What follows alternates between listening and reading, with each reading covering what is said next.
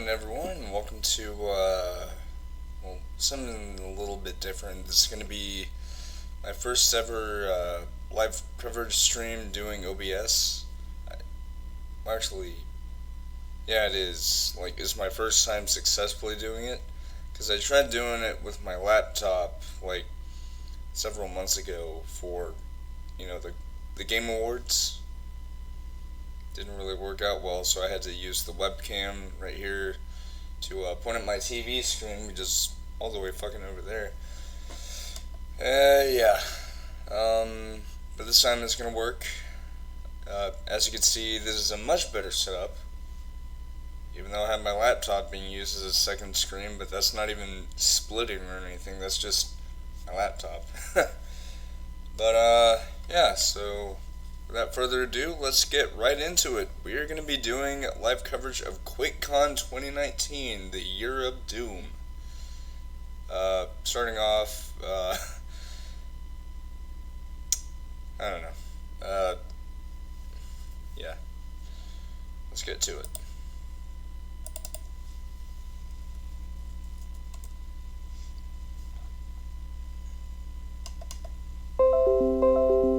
Bing, bing.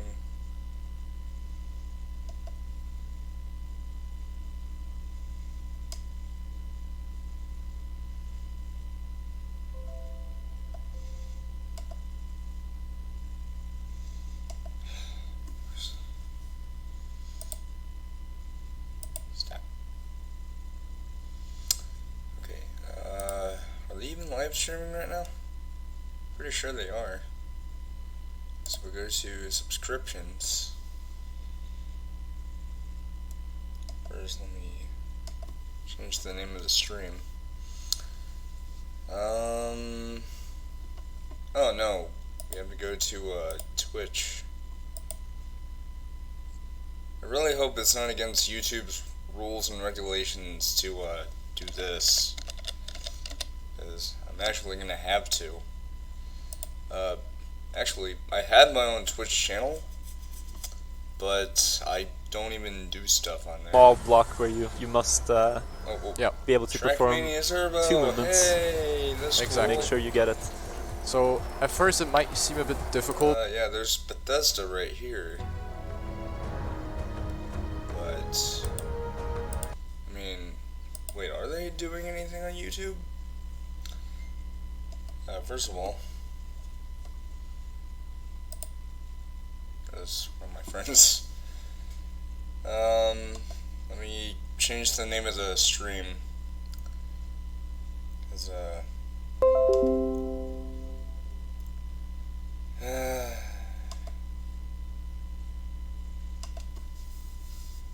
Facebook, everyone. Okay, I'm not angry about that. Anyway, I'm gonna go ahead and, oh, nope, not that.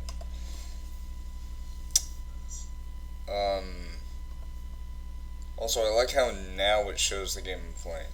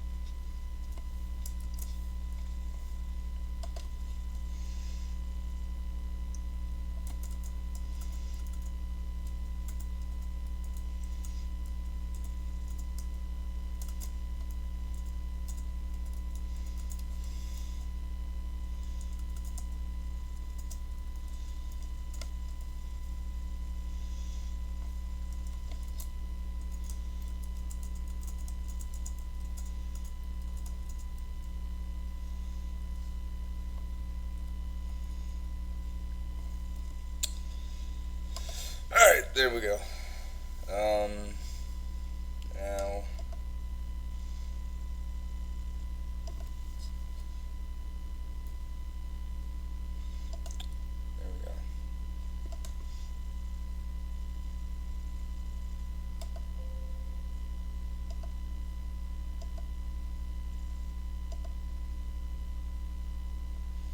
Alright, there we go.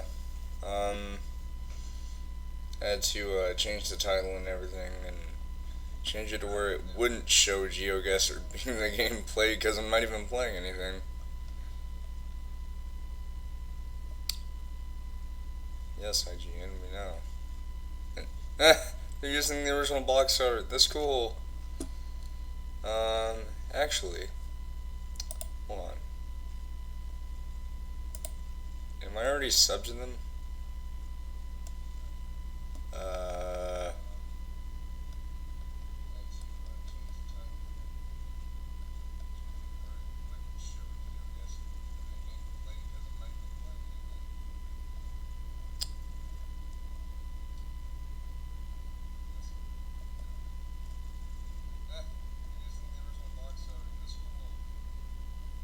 Guess not. Alright. That's how the hell am I not subbed to them yet? I thought I was. I seriously thought I was. Also, sorry about the messy hair, by the way. Alright. So... yeah, today's day 1. And tomorrow's gonna be day 2. If they have a day 3, then... I don't know. What the heck? Seriously? One...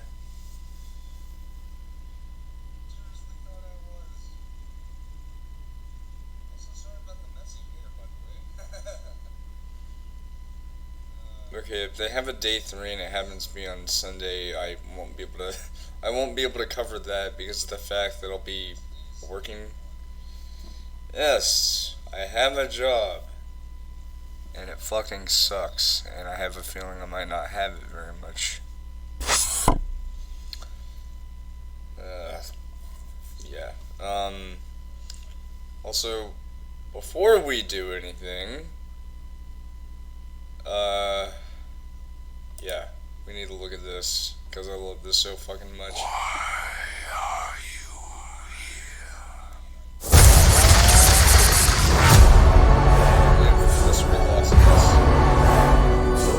What you interfere with now is bigger than you can imagine. If you continue, you will bring down the heavens' wrath. It is written. It is their time to give penance.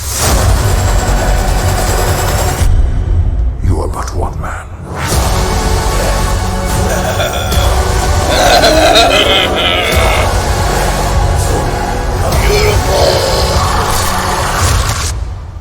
They are no longer your people to save. You can see his face.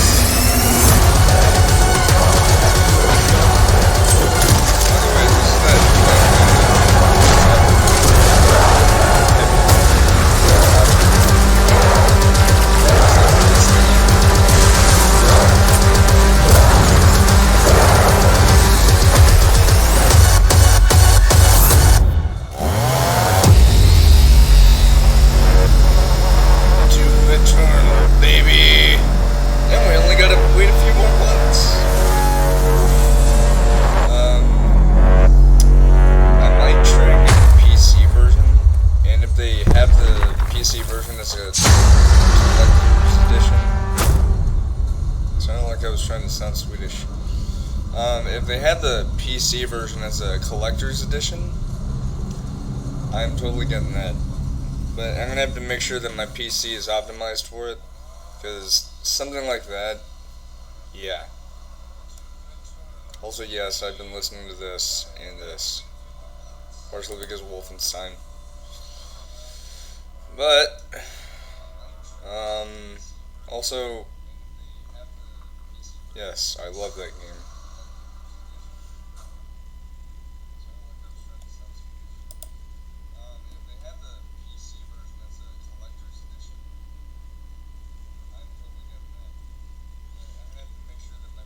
Right, So this is starting in 78 minutes now, which is fine. So I'm going to set a reminder, and I think I know what we're going to do. We are going to, I don't know.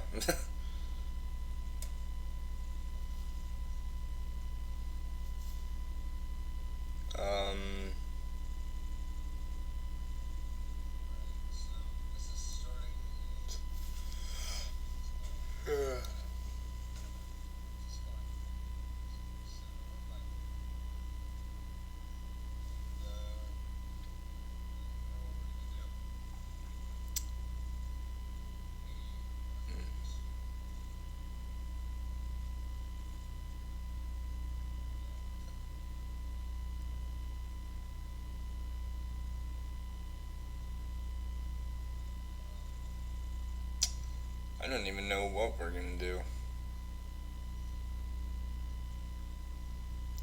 Actually, how about some GeoGuessr?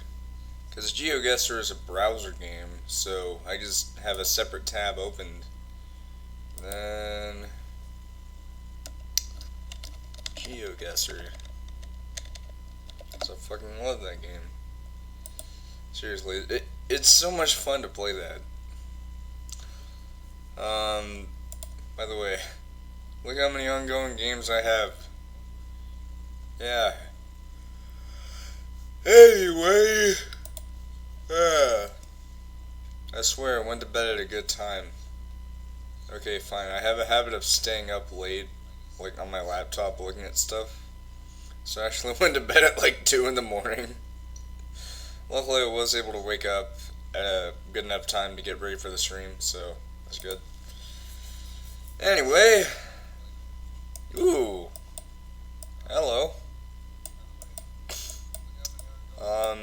Actually I'm planning on doing another stream tonight, which is going to be GeoGuessr, which is nice, I guess.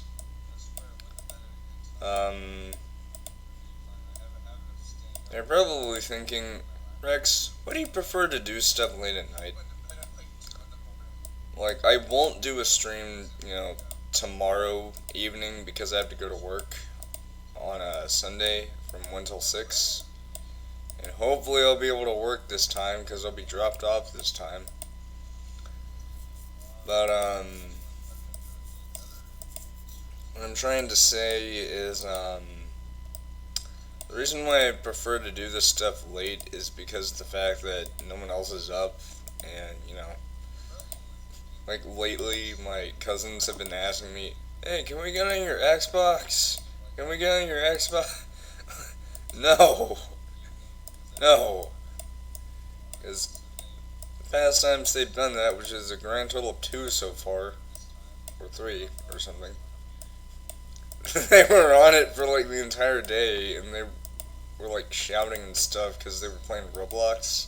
Which, by the way, I have Roblox linked up in my Xbox account, so that means I can't play Roblox. So, kind of a shammy whammy.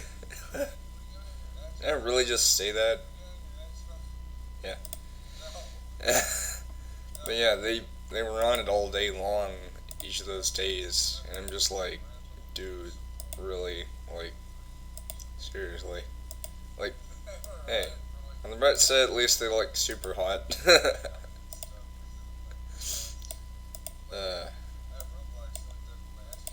Okay, so this place, I don't even know what the hell this is. I thought that was a lake, but that's like an agricultural farm. It's just a field, another field. Okay, so I have no idea where the hell I'm at. I mean, that's a given with this game. You don't even know until you see hints. That's not a hint, that's graffiti. Alright.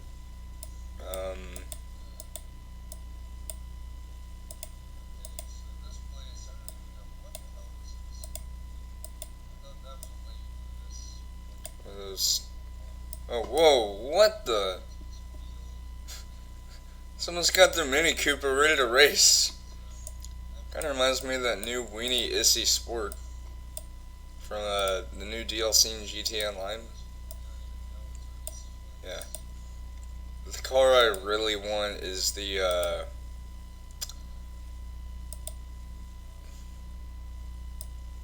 the Thrax. You know, the Devo car. Seriously, that car looks so cool. But the problem is, one way you can get it is by winning it as a podium car. But the problem with that is, it don't come with insurance, so you have to buy the insurance. And that's a problem, because if you forget to turn on passive mode, some asshole in an Oppressor Mark II is just going to be like, hey, mind if I blow this up even though you just won it? There, now you have to try and win it again, bitch. Yeah, that's how tryhards work. It's just, let's just humiliate this person in the worst way possible, the worst way imaginable, and I saw a sign and I'm gonna read it, damn it. Pajaro. Okay, Southern Texas?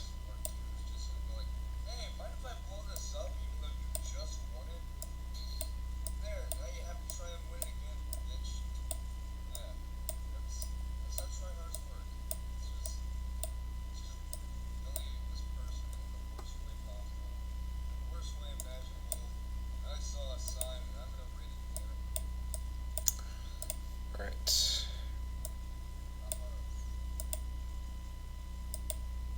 Wait, is this Texas?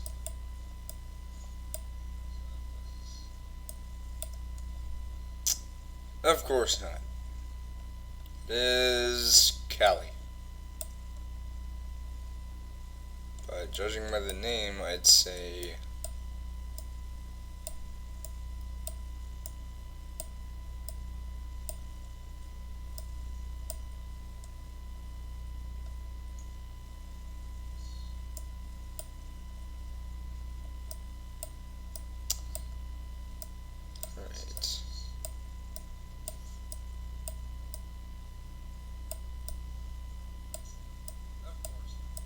it said Mount Sigma.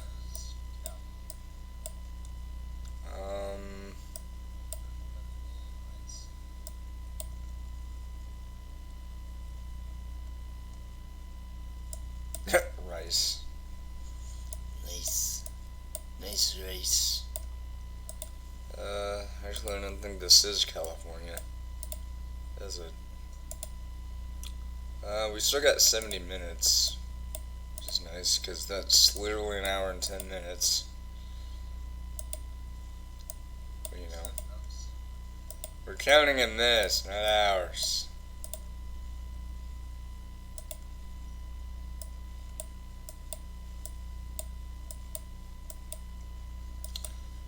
Alright. Oh, wait. What is this? That is a sign that I can't really read.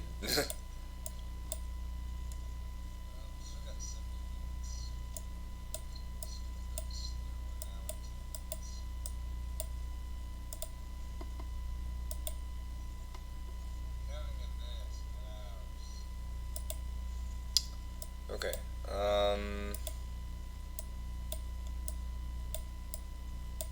Judging by the use of Spanish, I'd say probably the U.S.-Mexico border area. Maybe. I don't know. Just a hunch. Just a hunch.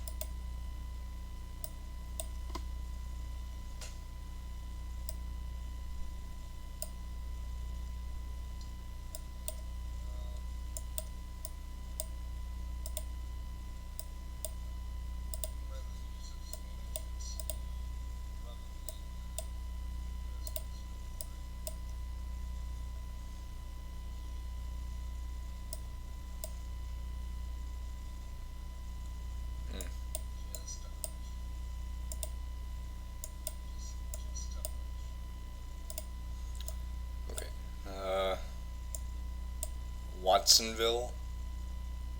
Okay, so I guess we're in Watsonville then. But I don't see a Watsonville.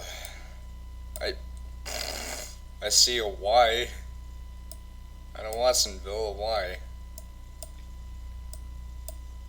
Watsonville.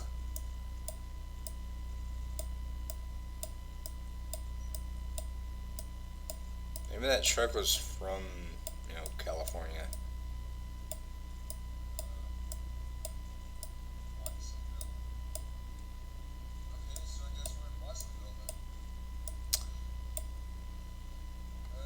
So, we're in Watsonville. I don't know what state that's in.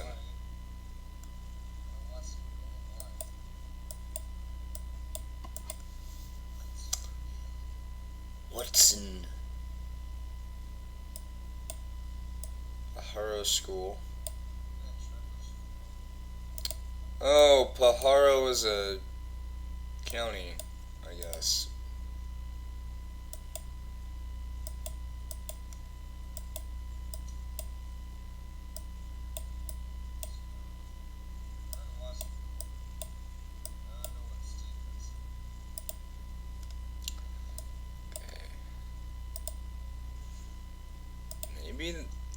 Maybe this is California, and I'm just being an idiot. Alright.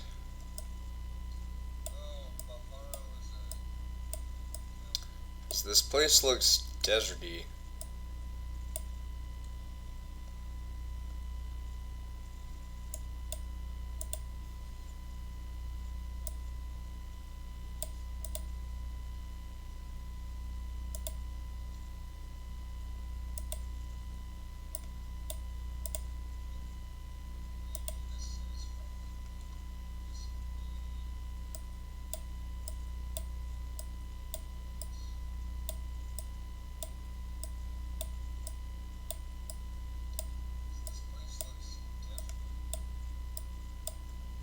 Hey, cool, there's a Trinidad in California.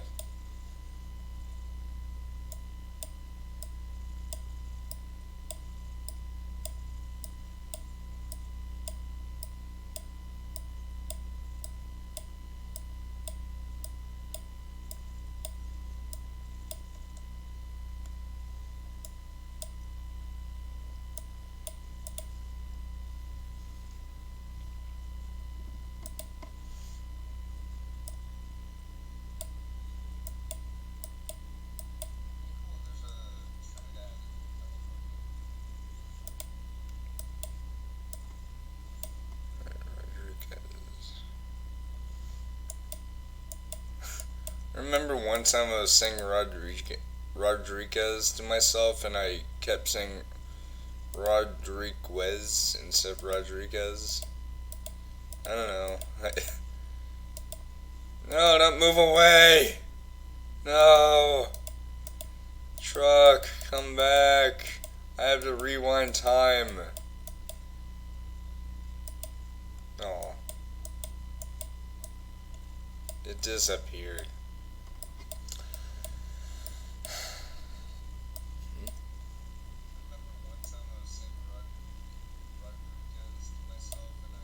Yep, we're in California. But the question is, where in California? No, don't move away. No. Truck, come back. I have to rewind time. Oh, Clovis. Oh, that's where that one YouTuber I watch lives.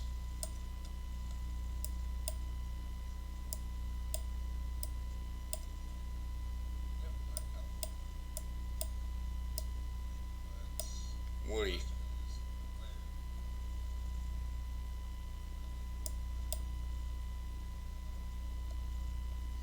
And Buzz Lightyear.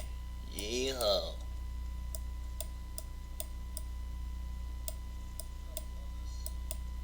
Ballarat.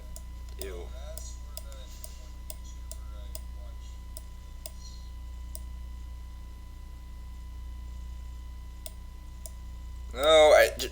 did not click there. I released the mouse button, not clicked.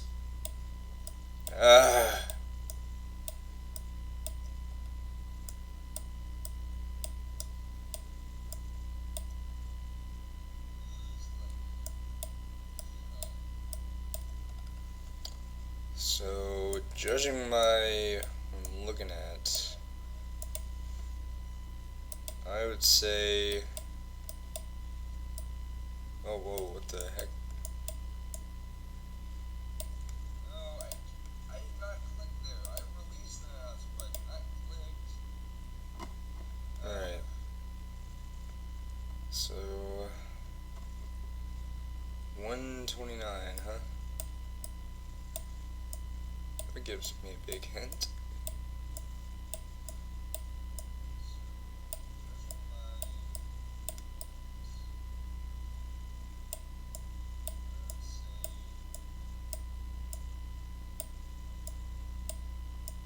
Yeah, there's a place called Chrome. There's Chrome, not Chrome, not Chrome.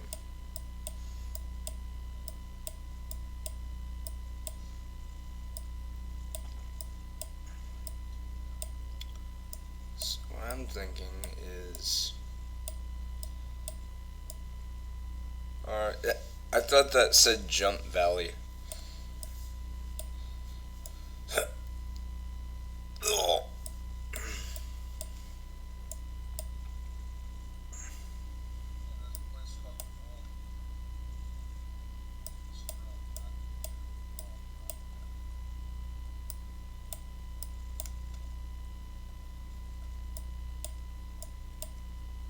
Chloride? What kind of a name is that? Chloride. Oh, we went all the way into Las Vegas. I thought that said Jump Valley.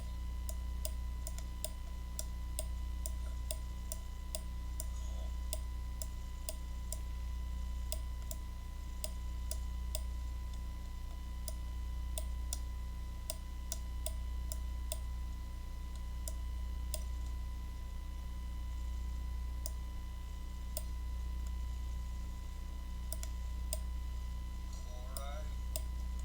What kind of name is that?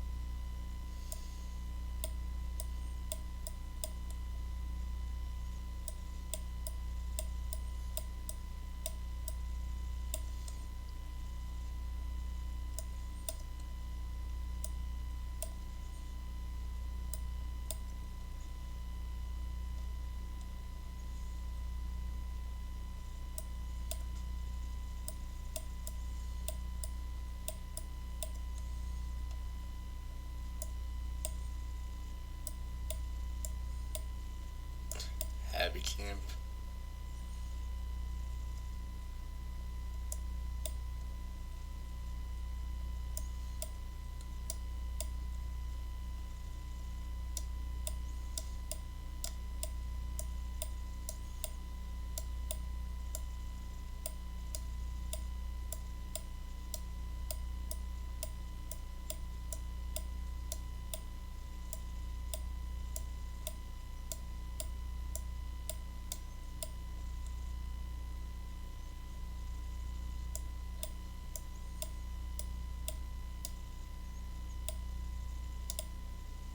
No, that's not there.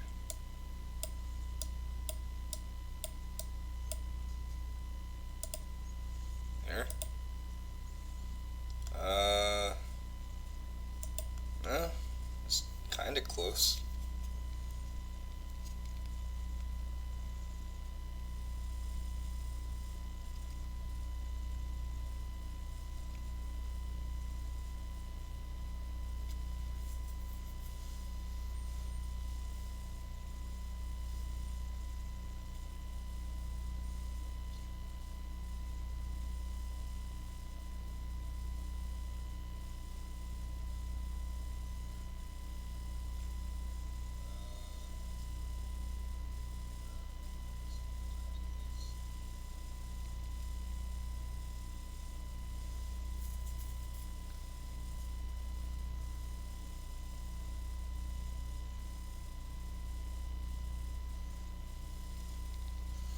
I'm gonna go to the restroom. I'll be right back.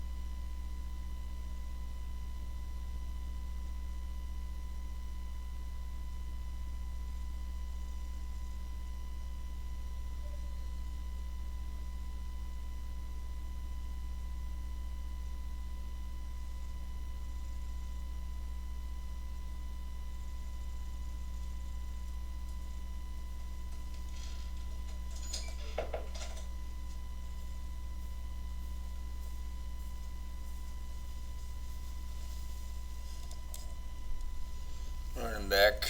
How much time? Ooh, we got 42 minutes. Still plenty of time. Alright.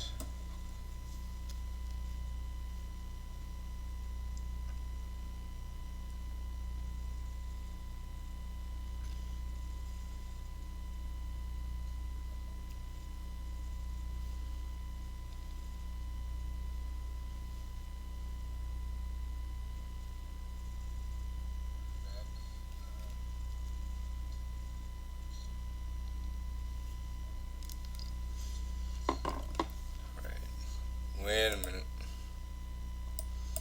What is this? Wilkin County. And something that looks faintly like a... Oh, I thought that was a church. Shows what I know. Oh, we can't go that way, and that's a stop sign anyway. This looks faintly like Texas, but I don't know. Alright, we got 41 minutes. Yay. Because right now it's 10:18 a.m. as you can see. You know, I have to say, ever since I started streaming using this layout, it's been a whole lot better actually. Because for one thing, I can pick and choose what I do. And, you know, it's just easy. I just have to open up OBS, start the stream, and then have fun. That's all that matters. There we go. I mean, we don't know it's Texas yet until we actually see something. Alright, Faith Lutheran Church Youth Group. It's 2008. I was 11 then. No, seriously, it was. Because, as you all know, I was born in 97 on Valentine's Day, so as of now, I'm 22. Anyway.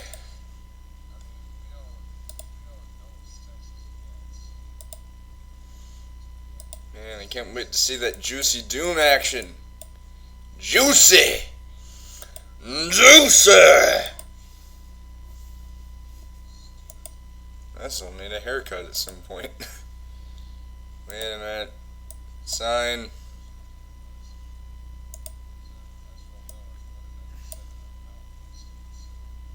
Oh. Okay then. Oh.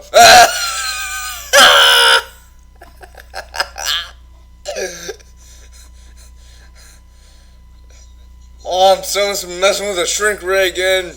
Just shrunk Old Man Jenkins' car. Old Man Jenkins along with it.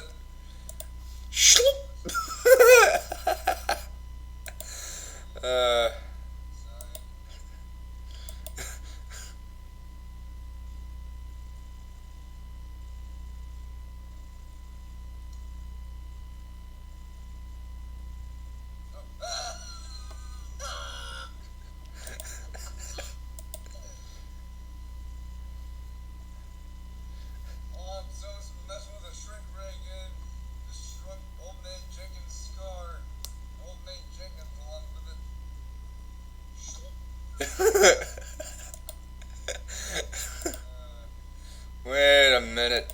Wait a minute. I saw a sign from Bird, Clay County. Could be Texas. Maybe. Wait, no, how do I know for sure? Because it says North 75. And I don't know, that's all I could gather. It could be Arizona for all I care. Also, I was that said Colorado. I think I did that one other night.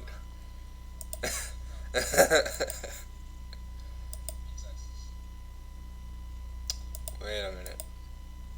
Wait a fucking minute. This section available. Thanks for the fake out, bitch. I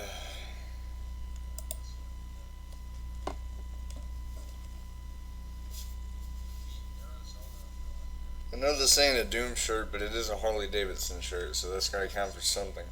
Actually, my papaw gave it to me as a extra work shirt.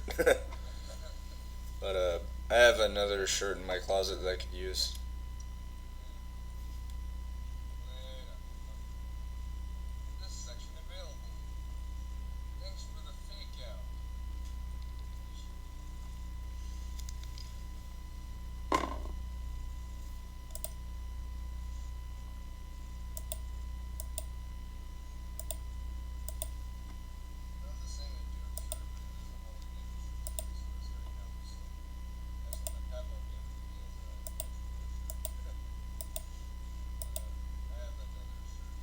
Wait a minute. Oh, Comstock. Comstock.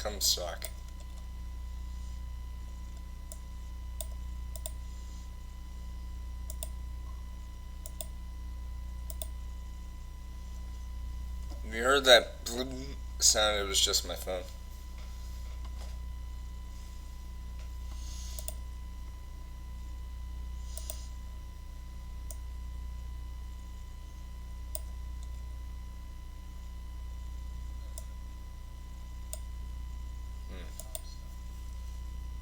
Yeah, in a second, though, I don't think this is I almost said I don't think this is Oklahoma, but it very well could be.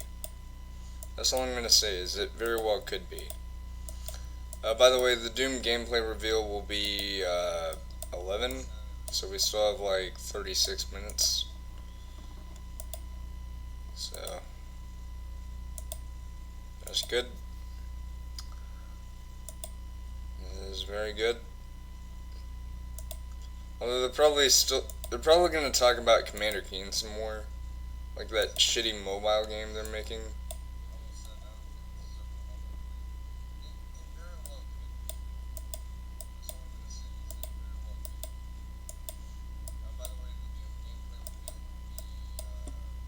Oh, it's 35 minutes.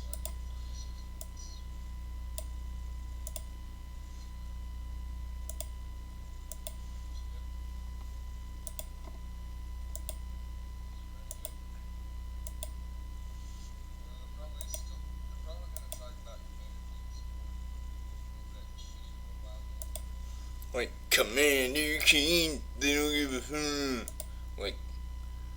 like, really. That's not how you make a continuation of a game series that's been stuck in the 90s. I should know. Just look at what they did to poor Duke Nukem with Duke Nukem Forever, which I honestly thought it was a pretty fun game. It's not the best game out there, but it's not bad by any stretch. At least according to me. Alright. Wait, was there a sign I missed? No?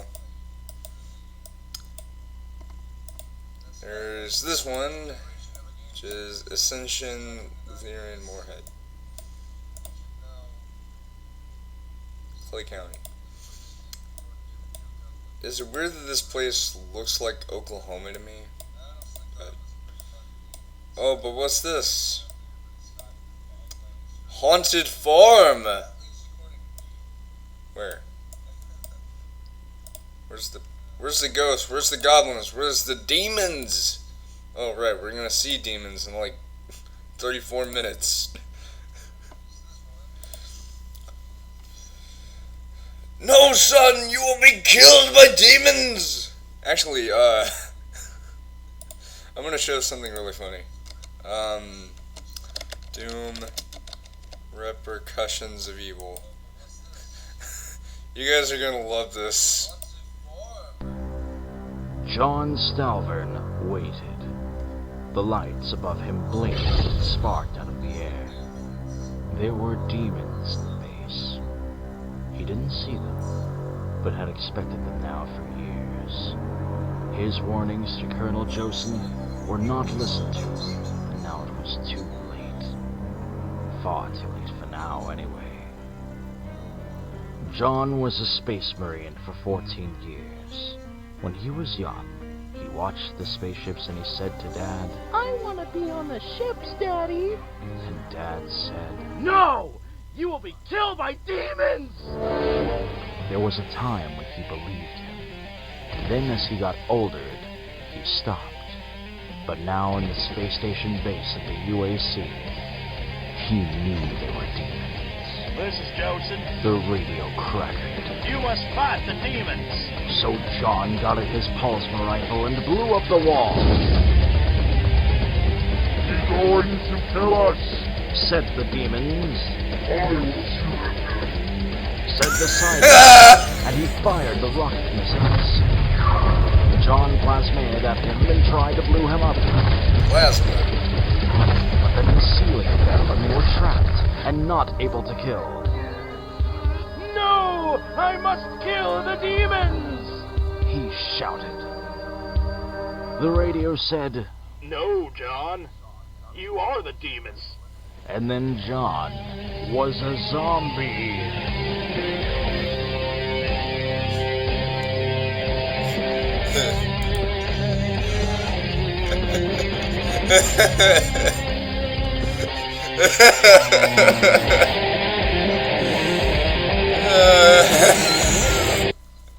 Oh, Lord.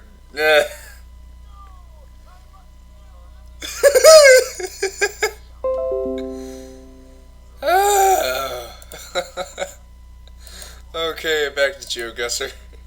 Because we still have like 31 minutes, maybe. I saw a sign. No, I'm kidding. Doom repercussions of evil, everyone. No! I must kill the demons! No, John, you are the demons! And then John was a zombie. It's so cheesy, but I love it.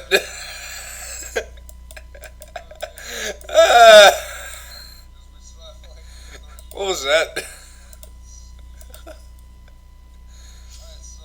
Oh, it's just saying, Rustic Oaks. Sounds like a nice place. Sounds like something I would take a visit to. I'm gonna get a drink and... Ooh, 30 minutes left.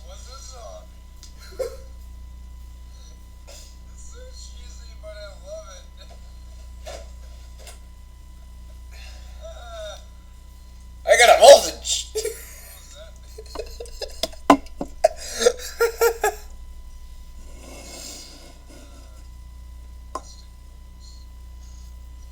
And then John was a zombie. How was he a zombie if he's, like, still alive? Well, I mean, then again, you never know. Zombies could be your neighbor. They could be your cat. They could be a bird! Or they could be a fish.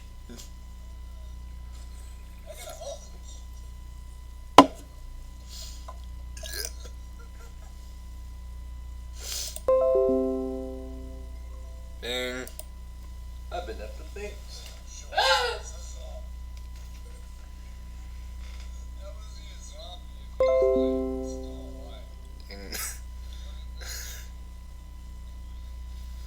Sorry about that, folks.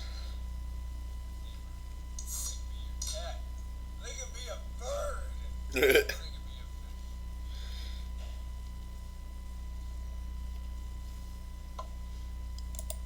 And then John was a fish. Alright, wait a minute. Oh. I got friends. Okay, Hoff looks like Hoffman County. I think that's a county in Texas. I don't know. And then John was a zombie. Oh my god. I like how right after I said, and then John was a zombie, like right after I said that, I heard on my laptop, and then John was a fish. Friggin' timing. Alright, so that is just a stop sign and a watt sign. Oh look, old photograph. Oh look, good. Alright.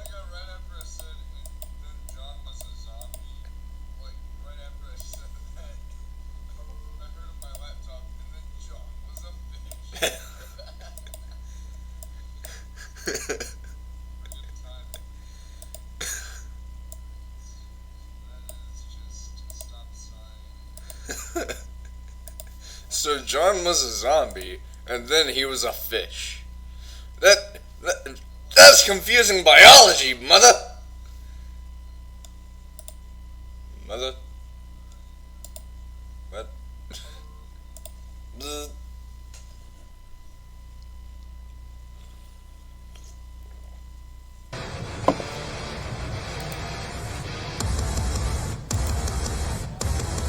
Oh, cool. Grab solution. Marty Stratton. Hey, no fapping in my watch.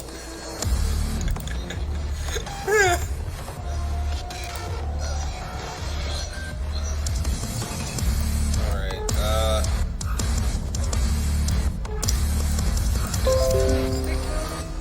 Oklahoma? I think so. Oh, now we're in Texas.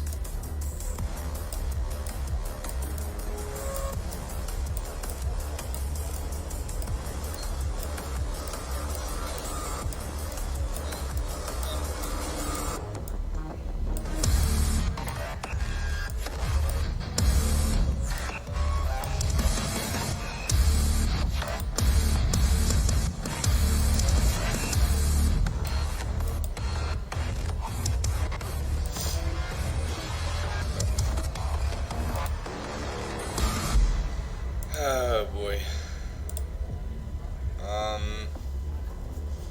Doom 3 PS4, please.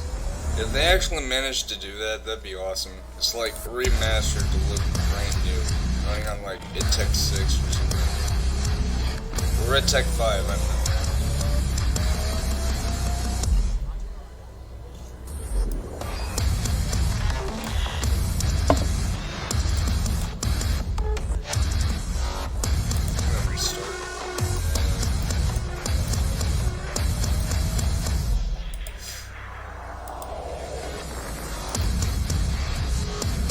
Something this way, so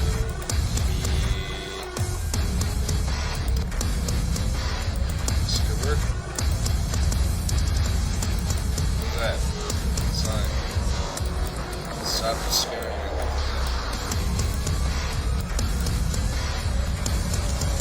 Wolverton. Oh whoa. Did I really just say that? And I am a furry, so. Imsun. Guess we're not in Oklahoma. Maybe we are. I don't know.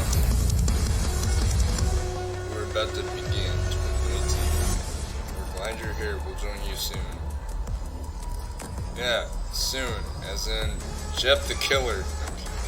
As in, 44 minutes, give or take.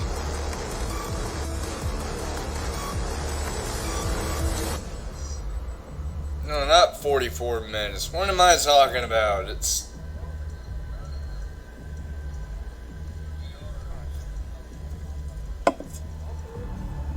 $23 minutes. What am I talking about? Hey, what the... Hey.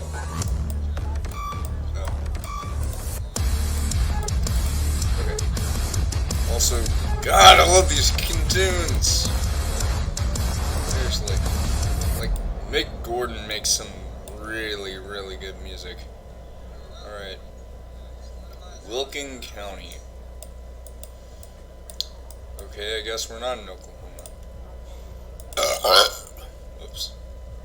It's like all of a sudden, hey look, we're in text line.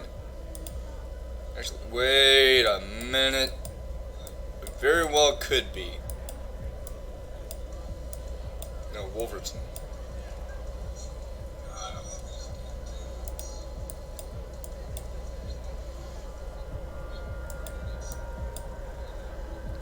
Wolverton welcomes you.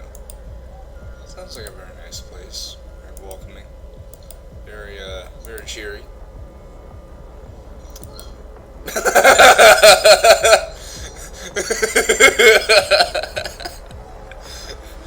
Play back in the burp.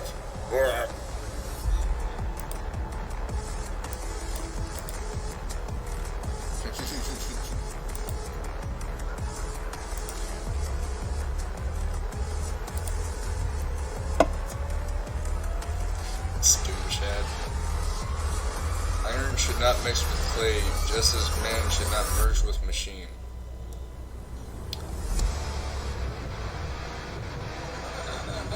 I have several questions. Yes. Battle Royale does suck. Anyone who says otherwise can shove it. Seriously. This Battle Royale is probably the dumbest invention ever.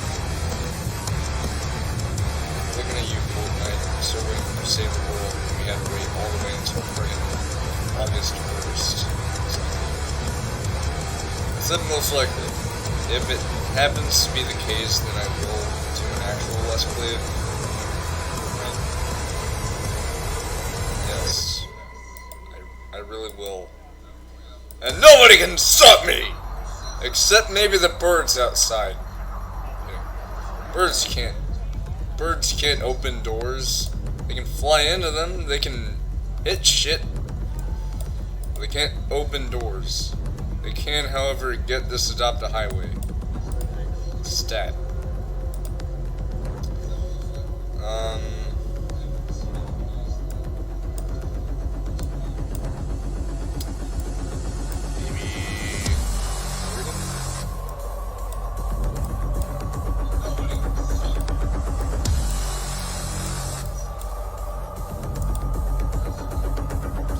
Oh my god, it's BFG Division!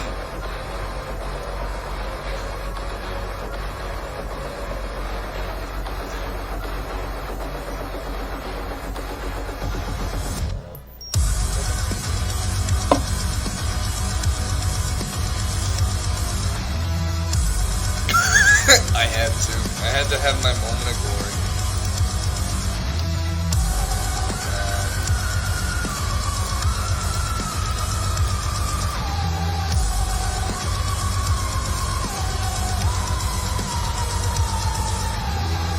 No, seriously, that is BFG. Nebraska? This is US 65.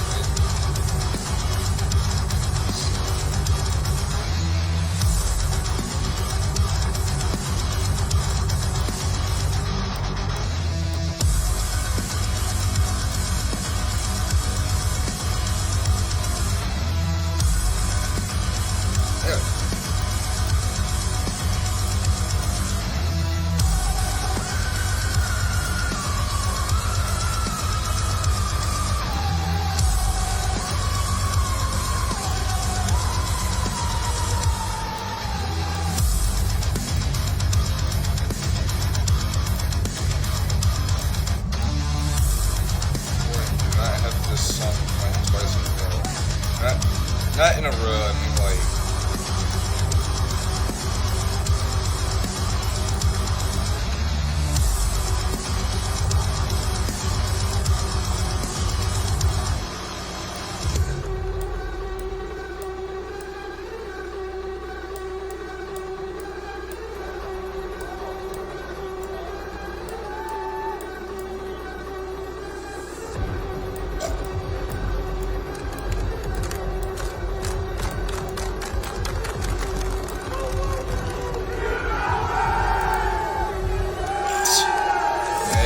Crowd's cheering.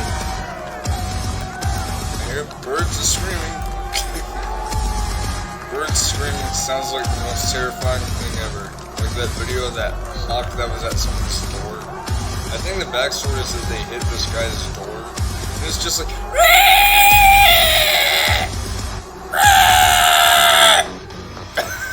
It's just screeching all over and over and over. It's so funny.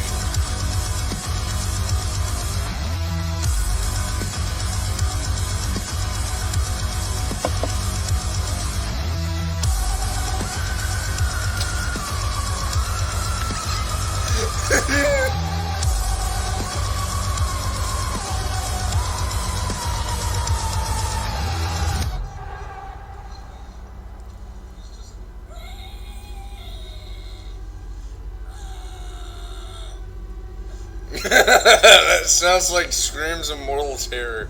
It's like dead. Nevada, it's a giant desert, and you'll burn alive, and that means you're dead.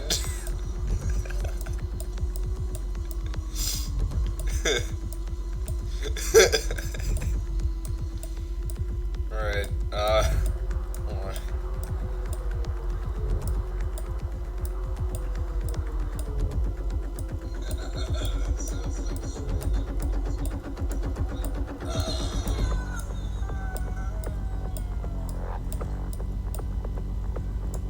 Oh, I hear that sweet BFG division.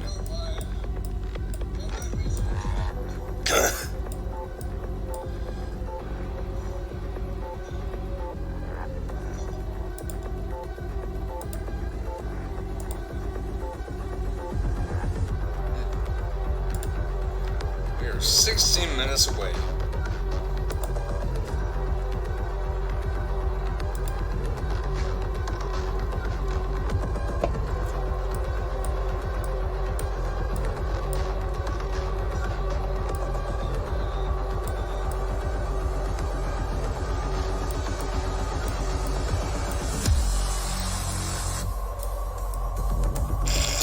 What the fuck? Mexico, Missouri. Yeah, sure. Maybe that's where the immigrants came from. Right, 65. So, I'm into bed. What?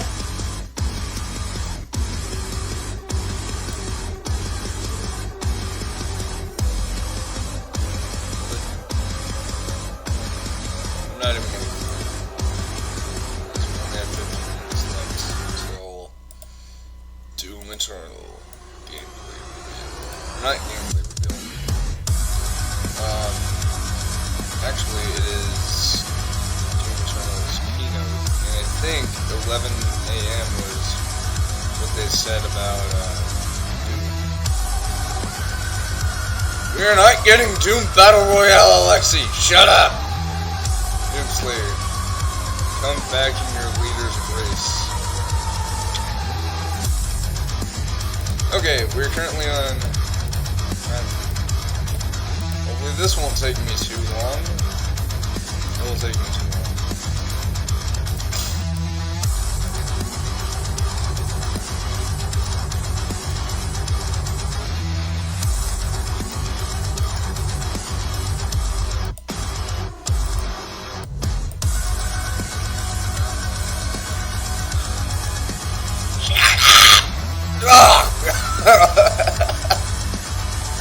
That's why I'm not good at metal. Otherwise I'd be like, "Ugh." I sounded like Godzilla. Hey, got another viewer, what's up? Except for the Doom gameplay thing. We still got 14 minutes left. Oh hey, I got 3 people. Hi. And now I'm just playing GeoGuessr to pass the time.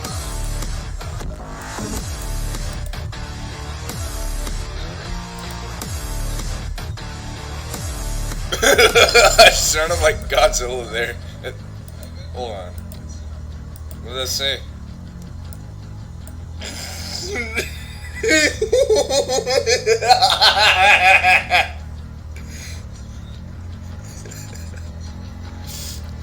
It's like that dumb meme where people say your mom gay and then it says no you turn.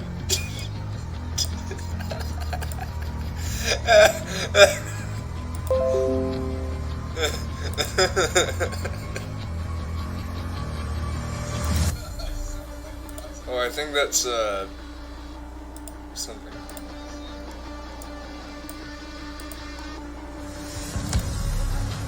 I think it's Harbinger. No, you.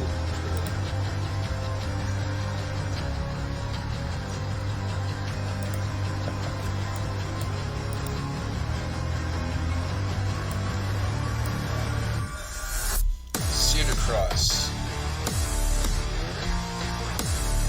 Oh yeah, it is Harbinger.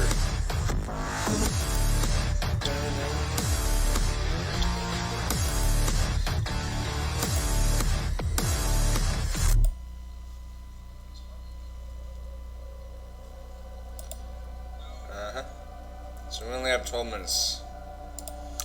12 minutes. Minutes.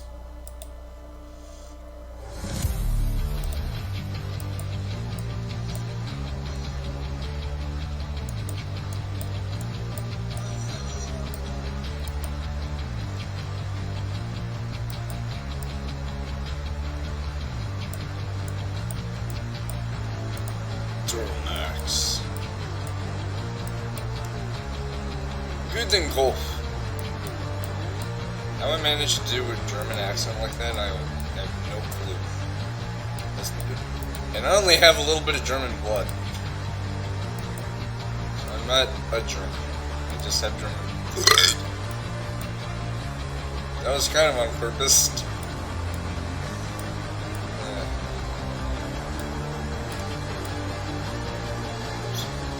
I didn't mean to do that. That could have been useful information.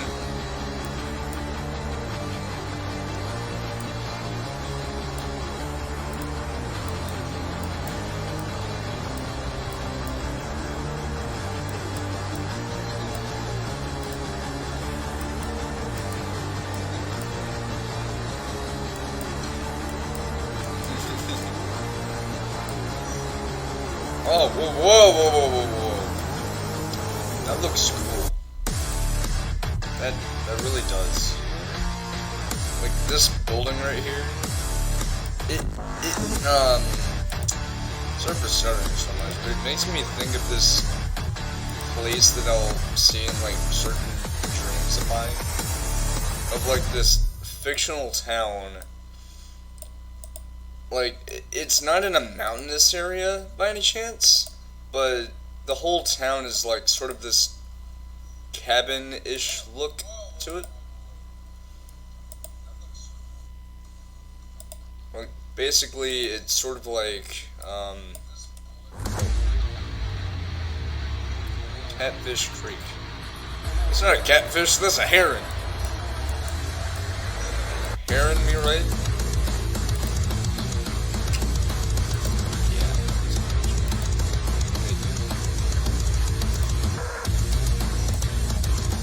West End District. Where the book? The book. The book. The book. Man.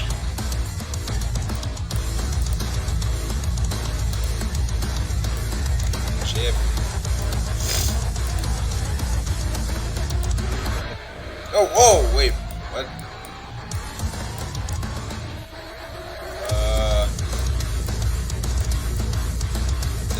Going gyroscopic.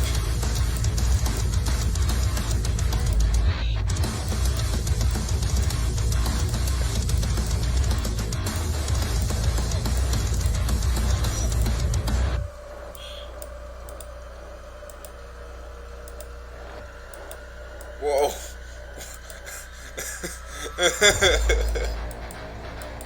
Did the car tip over or something, or was the camera just on drugs?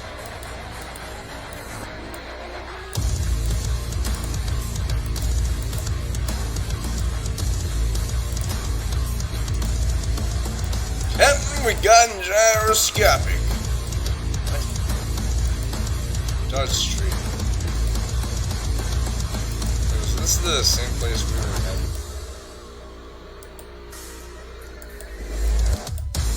Yes, it was. Yes, it was.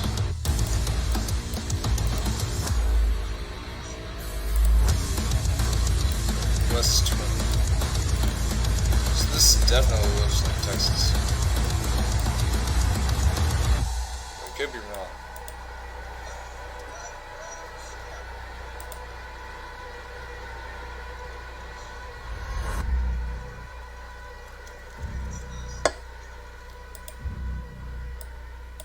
Copy works.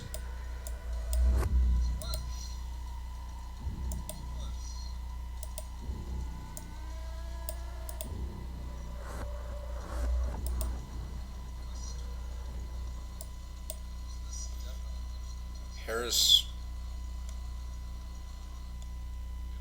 I'm willing to bet we're probably in Nebraska.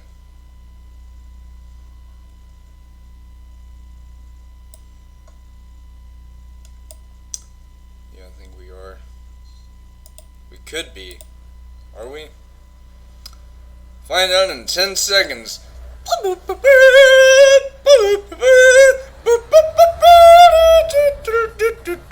Okay. Oh no, we were in, what was it? Oh, we were in Iowa. Okay. Last one. No, second to last one.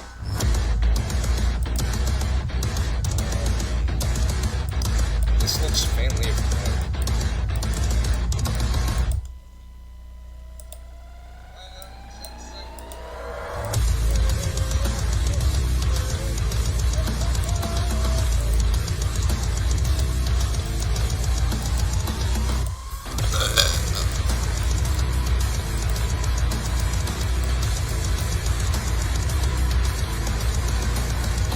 Take my horse down the old 8 road.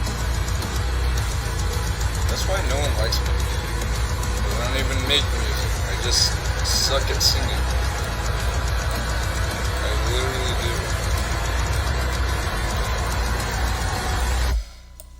do.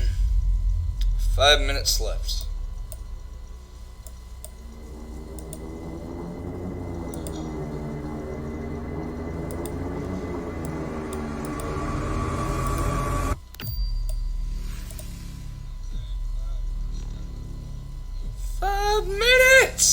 This game demonic as hell. Well, yes it is. Sees a furry, loads shotgun with malicious. You shut the fuck up, nobody cares. There's spectators brony and furry.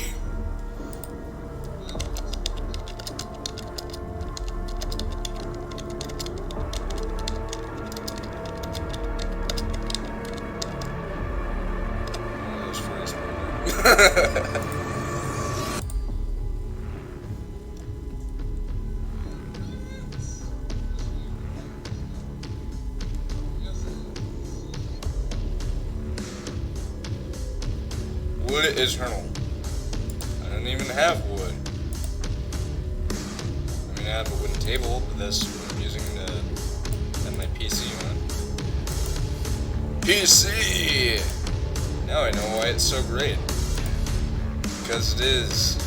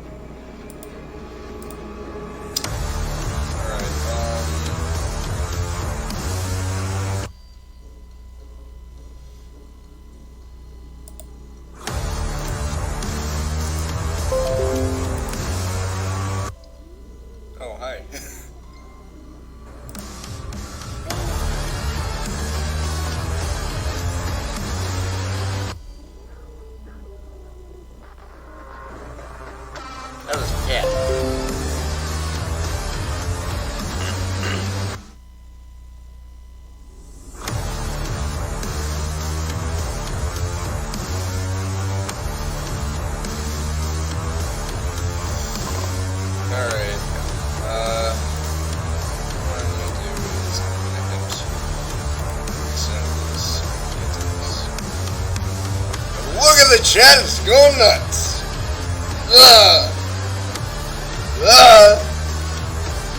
Alright, time to full screen.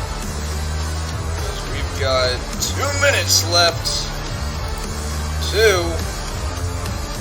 minutes left.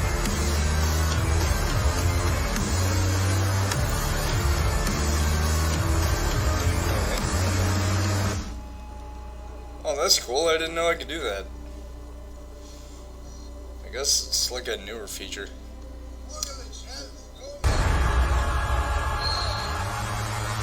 Oh shit, 1 minute left.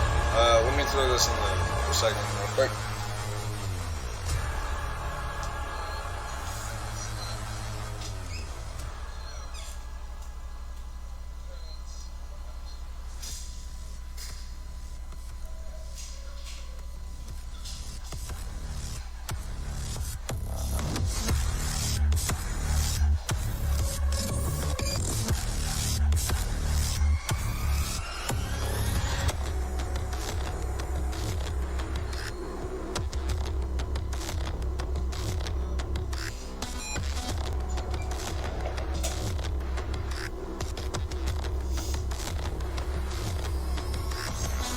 Alright, I'm back.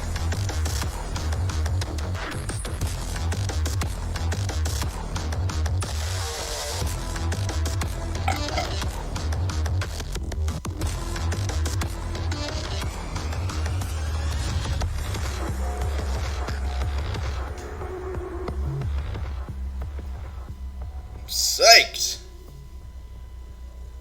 We're about to begin. We're glad you're here. We'll join you soon. Oh, cool. Yeah, GTA series videos. They finally made a casino mission video.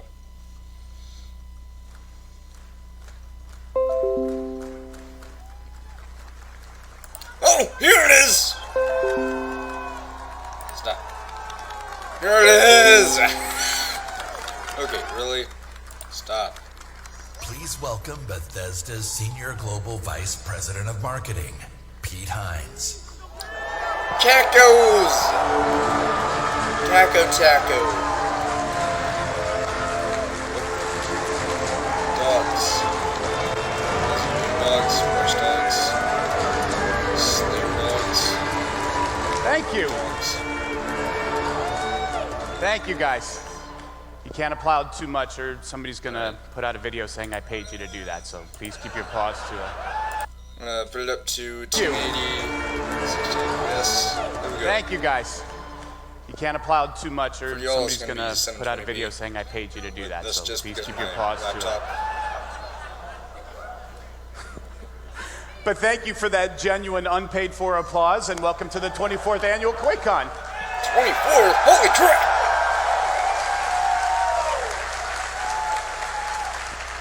Now, as everybody in this room is well aware, Doom turned 25 this year, and we're celebrating Doom all during QuakeCon this year. So what does that mean? Well, not only will Marty and Hugo be up on stage here in just a little bit, showing you a lot more of Doom Eternal, but we've got a whole host of special activities dedicated to Doom, from panels to tournaments and a lot more. To see everything that's going on, visit QuakeCon.org or tune in to QuakeCon.tv. But don't worry, this is still QuakeCon. This is still the event that you know and love. North America's biggest LAN party. And best LAN party. A place where Hopefully. people from all over Texas and all around the world come together every year to hang out with their friends, show off their custom rigs, play games, and check out all the latest games from id Software and all of the studios at Bethesda. Our special focus on Doom isn't the only thing that's new this year. We're also going global with an inaugural 2-day event in London. It includes panels, activities, and hands-on gameplay. QuakeCon And London dogs. helps bring the Seriously, QuakeCon that shirt vibe is so to our friends adorable. across the pond so they can get a Doom feel dogs. of what QuakeCon is all about. So I would like for you guys to help me give them a very special welcome to QuakeCon. Hey guys. Hey, London! Sorry, France. Can't see your underpants. That was a joke. We hope you guys are having as much fun there as I know we are here. Now, there is one other thing that's different about this year's QuakeCon. Usually, Tim Willits kicks off the QuakeCon keynote, but as many as you know, Tim announced that after 25 years here, Tim is leaving id. Now, he's not just an amazing leader at id Software and one of the best creative voices in gaming, but he's also a great friend of mine, and I'm sure you're going to miss him as much as I am. Tim has been instrumental in the growth of QuakeCon, and he's attended every single one of the 24 we've had so far. Before he leaves to start his next adventure, we wanted to ask him up here one more time to say a few words. So please welcome my very good friend, Tim Willits.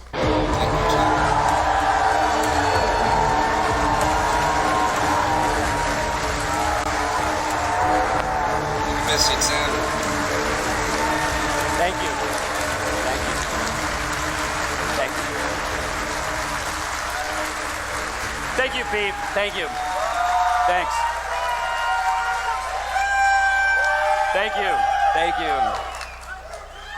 Thank you very much. That makes me feel very good. Thank you. You know, I also I want to thank everyone at id Software and everyone at Bethesda for making the last 24 years so amazing.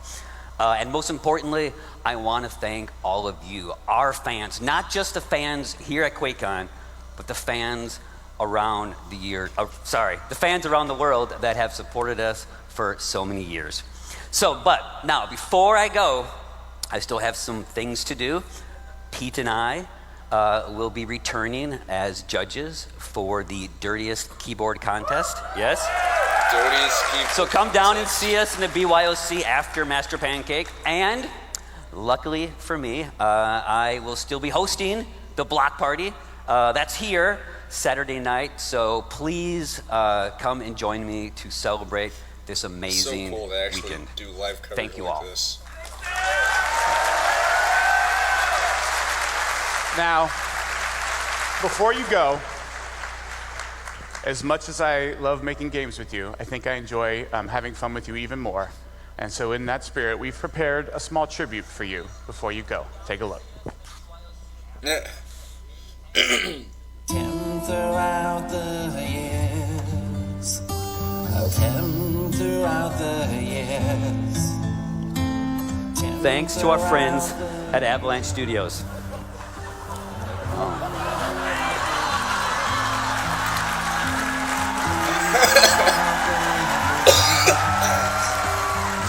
Where's that sweets are awesome. Double key.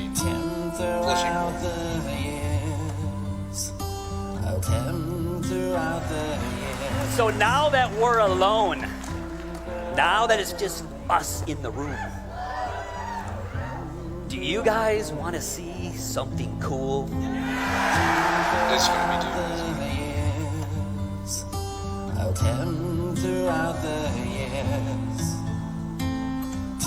yeah, there's Rage, too.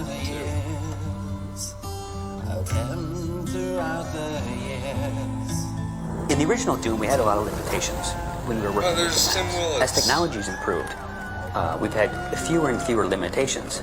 And now, we have the ability to create anything that we want. Who's that? Who's this man? Next generation. Thanks for the memories, Timmy. That's the same typeface as One more they time, use please, in for GTA. Tim Willits. Thank you. Thank you. That sounds accurate. It's just pretty easy.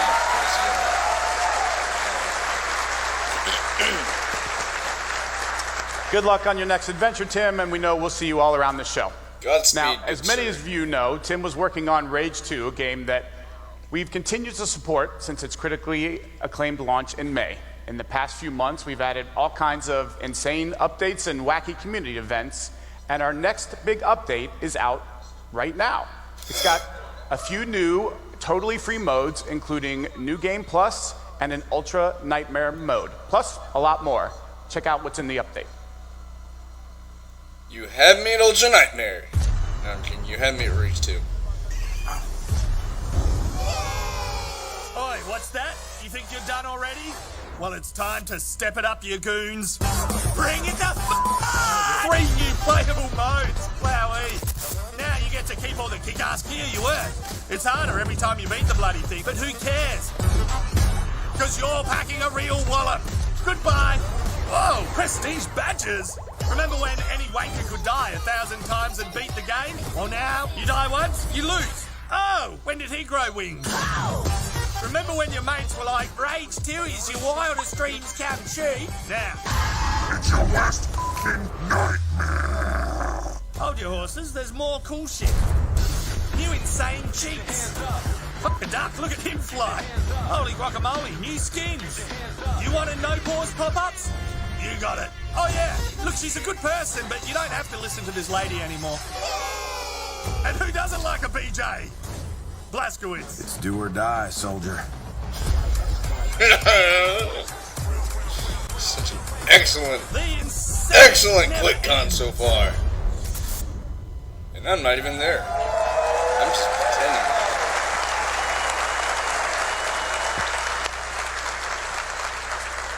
So as always, we've got a lot going on this year at QuakeCon.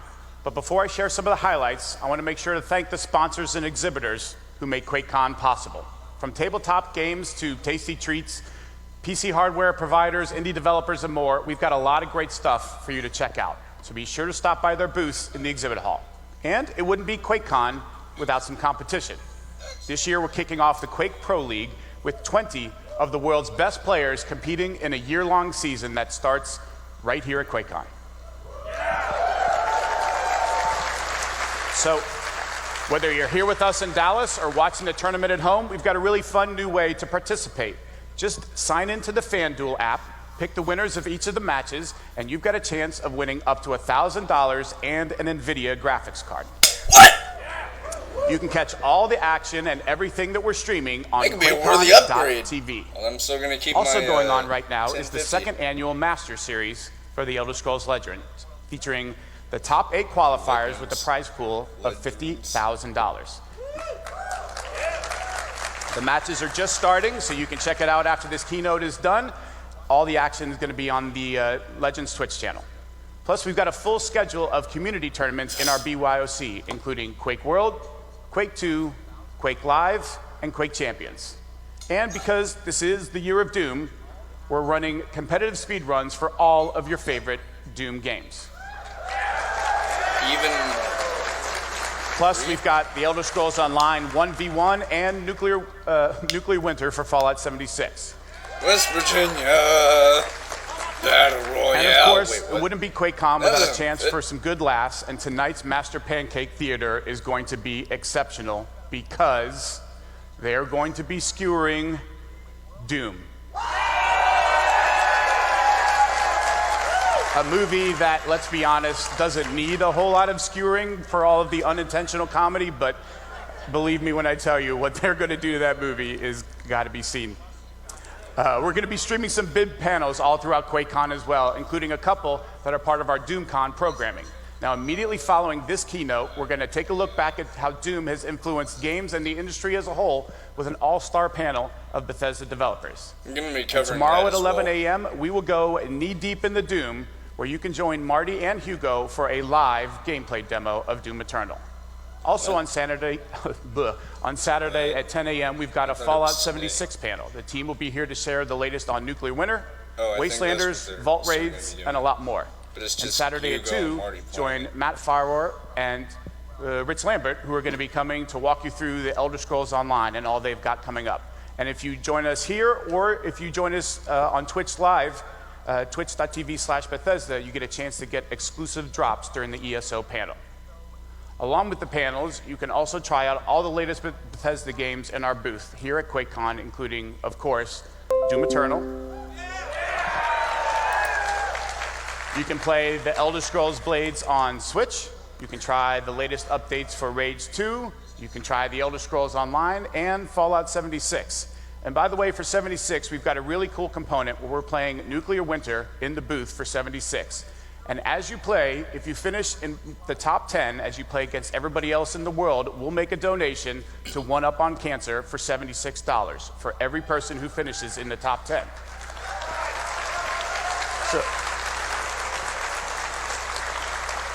So every victory not only earns you some bragging rights, but you'll also be helping support one of the half-dozen charities that are here at QuakeCon, including One Up on Cancer, Anime for Humanity, Stack Up, Gamers Outreach, American Red Cross, and of course, Dallas Pets Alive. If you're here at QuakeCon, please visit these charities and get involved. Many of our charity partners are doing free giveaways if you make a donation, like the American Red Cross, which is once again sponsoring a blood drive. If you give blood, you help save a life, and you'll get a raffle ticket. And that raffle ticket gives you a chance to win this Wolfenstein Youngblood PC from Corsair. And in the spirit of Youngblood being a co-op game, if you bring a friend and both of you donate blood, each of you will get 2 raffle tickets for a chance to win. I don't advise trying to do that more than once because you need blood to be able to play on the PC you win. And of course, Dallas Pets Alive, which is featuring these awesome QuakeCon exclusive t-shirts. Yeah, I knew he was going to talk about that. There are 2 versions. I'm wearing the dog variant, and Jason is here. Where's the cat? Jason's got the cat shirt on. That is so adorable. So, we're selling these shirts exclusively on Bethesda.net for a limited time as well. So if you can't be here and you want to get one, or you are here because we sell out of them really quick and you want to be able to get one, go to Bethesda.net for a chance to get one there. But working with charities and doing some good is just one of the QuakeCon traditions that you know and love. The other is big sales and special offers and saving money. And this year is no different. Now, if you're a PlayStation Now subscriber, we've got some fun news because Fallout 4, Wolfenstein New Order, and Doom 2016 are all coming to PlayStation Now on August 6th. Beyond that, all of our games are on sale right now, and that even includes Rage 2. So you have a chance to get it at a great price and check out the new updates that you just saw in the video and get a chance to play it while you're here at QuakeCon. But that isn't the only shooter that we have out now, because as of today, both Cyberpilot and Wolfenstein Youngblood are released and available to play now.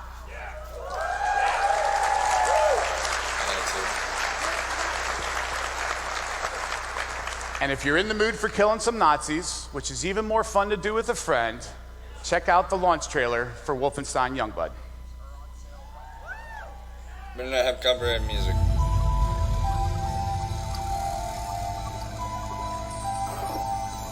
Listen close, girls. The world is a dark forest full of monsters. Monsters that'll tear your flesh from bone. We would have been so good together. Monsters that'll tear your mind and soul. I will not let you hurt my son. But you're wolves. And these are your woods. All right, Jess. What's the plan? Find our dad and kill Nazis. You know, I've heard that people have been hating on this game because, oh, well, it's a woke game, blah, blah, blah, blah. So you girls it does not look bad. Seriously. It looks awesome. I don't care if it's co-op. I don't care if it's, oh, well, there's a political message. What's the political message? To kill Nazis? How is that a political message? It's a game that takes place in an alternative history. You will tremble. That's not a political message. That's you fighting against literal bad guys. That's not a political message. They fear the blood running. So there's my 30-second rant. Blood of Blazkowicz. Or so. But well, it's finally out, so that's cool. What if it's too late? Then we keep fighting. Together.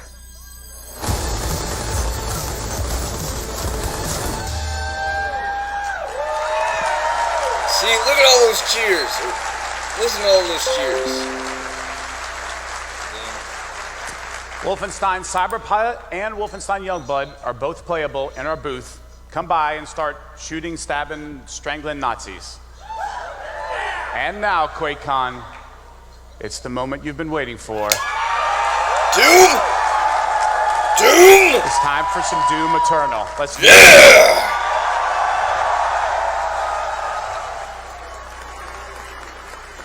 Let's see it!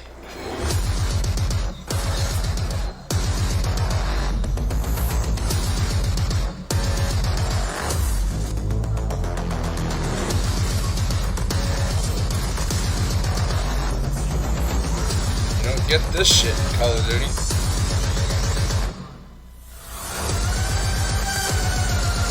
Doom Eternal.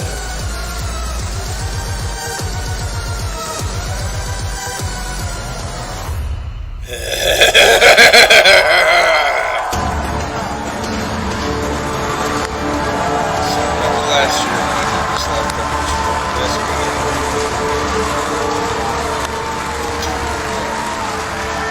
Hey, IDD. Thank you. Thank you all so much. You make it. You're very sweet. You're legends. I'll be Keanu. You're a legend. It works for him, not so much for me. I got to tell you, because of stuff like that, the time we get with all of you here at QuakeCon is really a highlight of the year for our team. You guys are fantastic. Thank you for being here, for watching online, and for your continued support. We have got a ton to cover on Doom Eternal, but first, you may have heard we are celebrating a very special milestone this year, the 25th anniversary of Doom. 25 years and still going strong.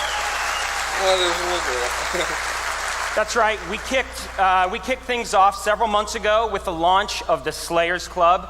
This is an awesome, I know we got some Slayers Club members in the house, right? I'm a Slayers Club member, and you can be too. Very good. It is an awesome hub for everything Doom at slayersclub.com. You have to check it out for all the latest news, information, fun community events, activities, and a lot of giveaways. You can even see some great in-game items in Doom Eternal for participating. But we're here because those original games were just so damn fun, right? What? You know, we've always said how inspired we are by the original Doom and Doom 2. And that inspiration continues through our work on Doom Eternal. So what better way to celebrate the year of Doom than bring Doom, Doom 2, and Doom 3 to platforms that need more Doom? What? Let's take a look. What? No!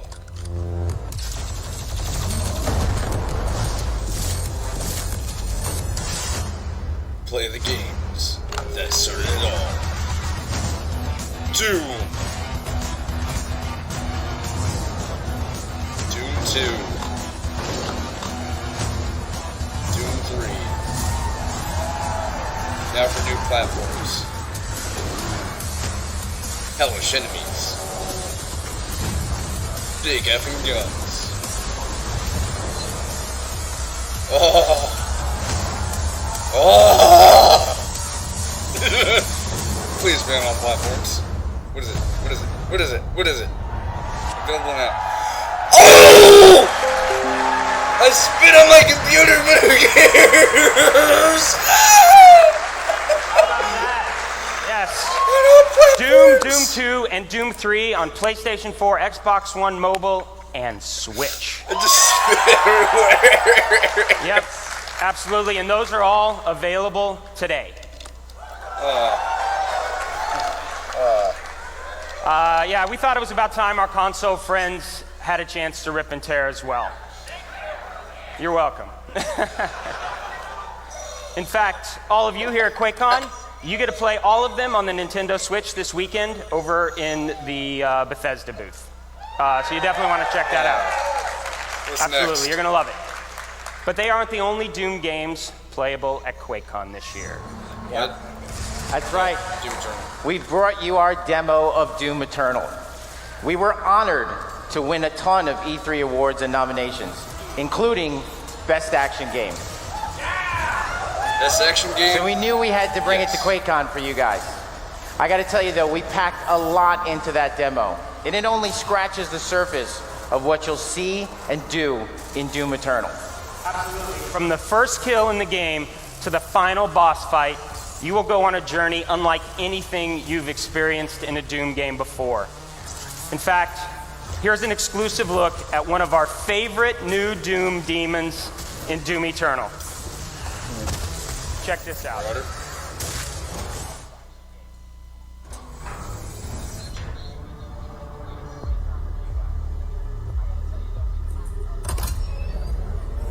I thought you would appreciate the century I chose. The great Argadon wonders from the Telos realm. Oh, Doom Hunter. The extinct, created to hunt only the Slayer and to hunt sentinels during the unholy crusades. Some improvements on the design of the blade, and yours is undoubtedly my finest work.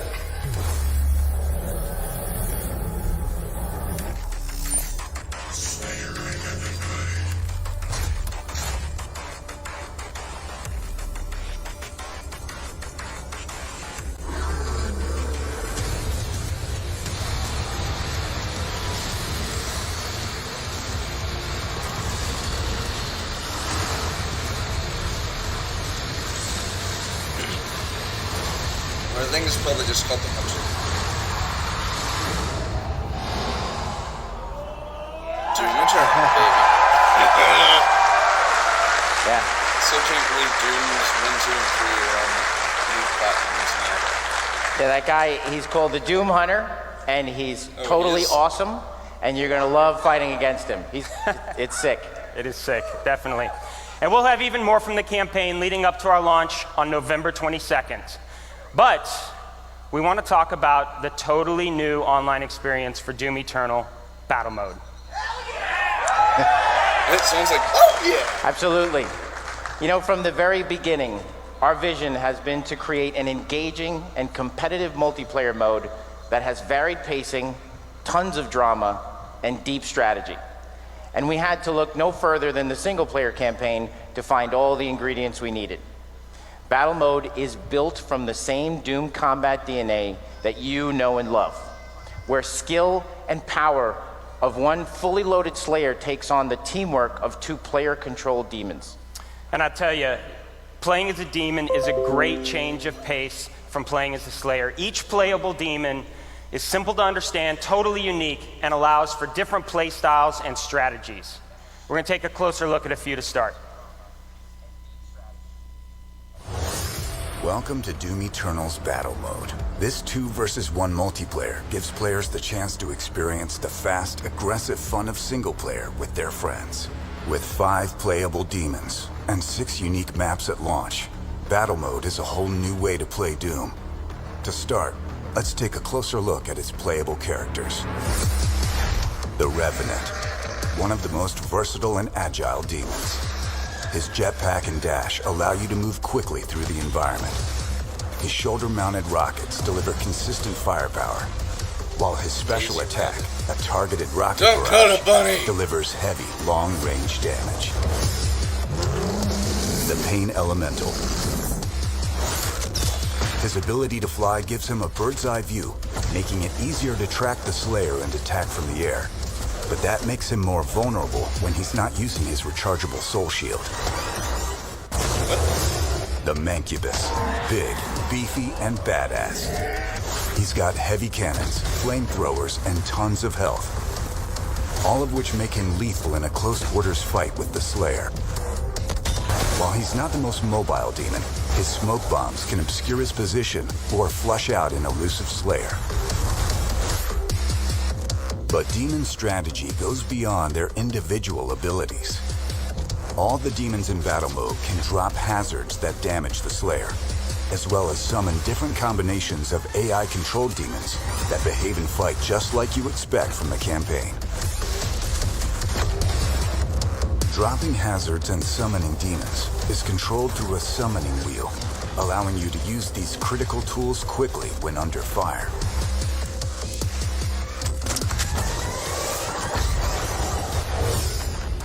In battle mode, players take control of a fully loaded Slayer with all his guns, mods, and equipment. Just like in single player, the Slayer must aggressively manage not just the demons in the arena, but also their resources.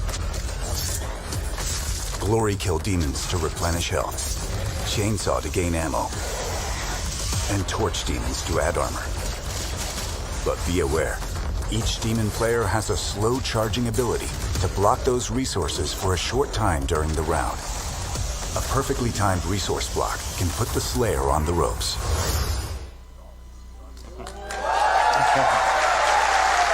Yeah. What's next? Thank you. That's a great example of where the depth of Battle Mode's gameplay and meta strategies start to go beyond character fundamentals to create moments of incredible pacing and drama. Let's take a look, starting with something simple like player outlines. Demons can always see the Slayer, even through walls. But if the Slayer is able to break line of sight, his outline vanishes. Each arena has been designed to allow a clever Slayer to use the environment to become invisible and then flank the demons. This can change the pace of a match from a head-to-head brawl to a game of cat and mouse that leads to a surprise attack and then back to a brawl. Every arena is also designed with 2 portals facing each other at opposite ends that can only be used by the Slayer. As Slayers learn to use the portals to flank the demons, the tactic can be countered by demon players who drop hazards or AI demons on the other end. Working together is critical for the demons. When alone, a player demon doesn't typically stand a chance against a Slayer with all his weapons and speed. So Slayers try to isolate a demon, take it out, and move on to the next. The demons can counter by staying close and working together.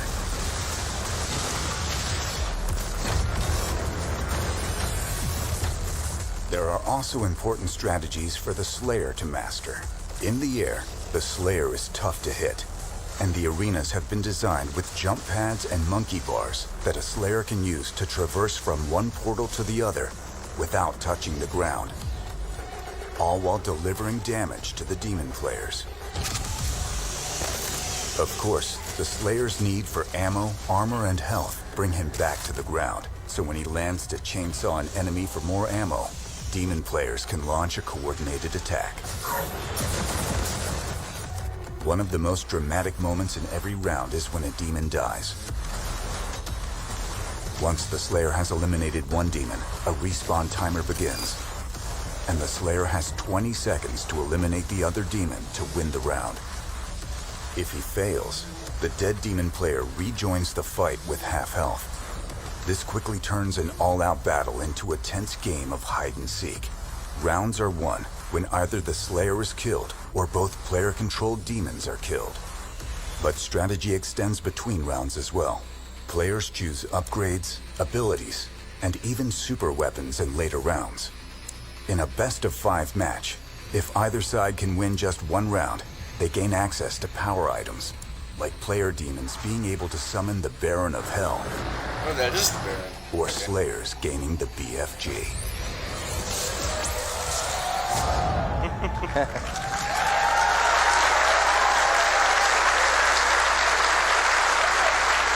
Yeah. It's so good, we can't wait for you to play it. We're so excited about Battle Mode. We know you want a competitive experience that's fun and full of drama, and we know you want it to look and feel just like Doom. So with 5 playable demons, plus the fully jacked Slayer competing across 6 totally unique maps, there's going to be tons for every player to master. And I'll tell you, this is just the beginning for us. After launch, we'll be regularly releasing even more playable demons and maps, of course, all for free. Yeah.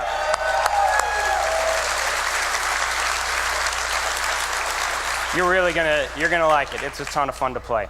And honestly, it takes an incredible team of people at id to create all of the stuff that we get to show you up here. We've got a lot of them in the audience. I'd love for them just to stand up real quick, wave. A lot of them are wearing Battle Mode t-shirts. There we go.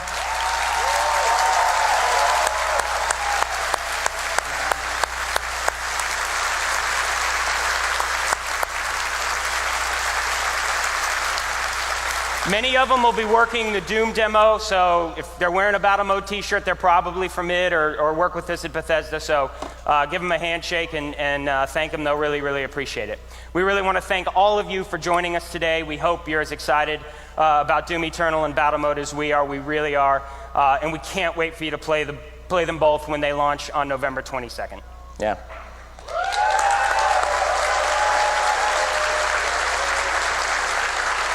But before we go, there's always a little bit more. Let's take one last look at the game, including 2 more playable demons that I think you're going to love. One of them is the Archvile, and the other one is the Marauder. Have a great QuakeCon. Thank you.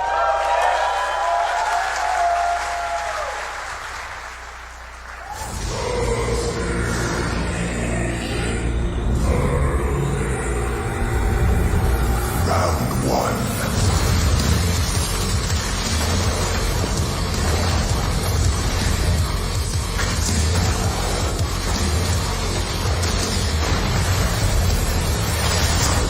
Round 2. Fight.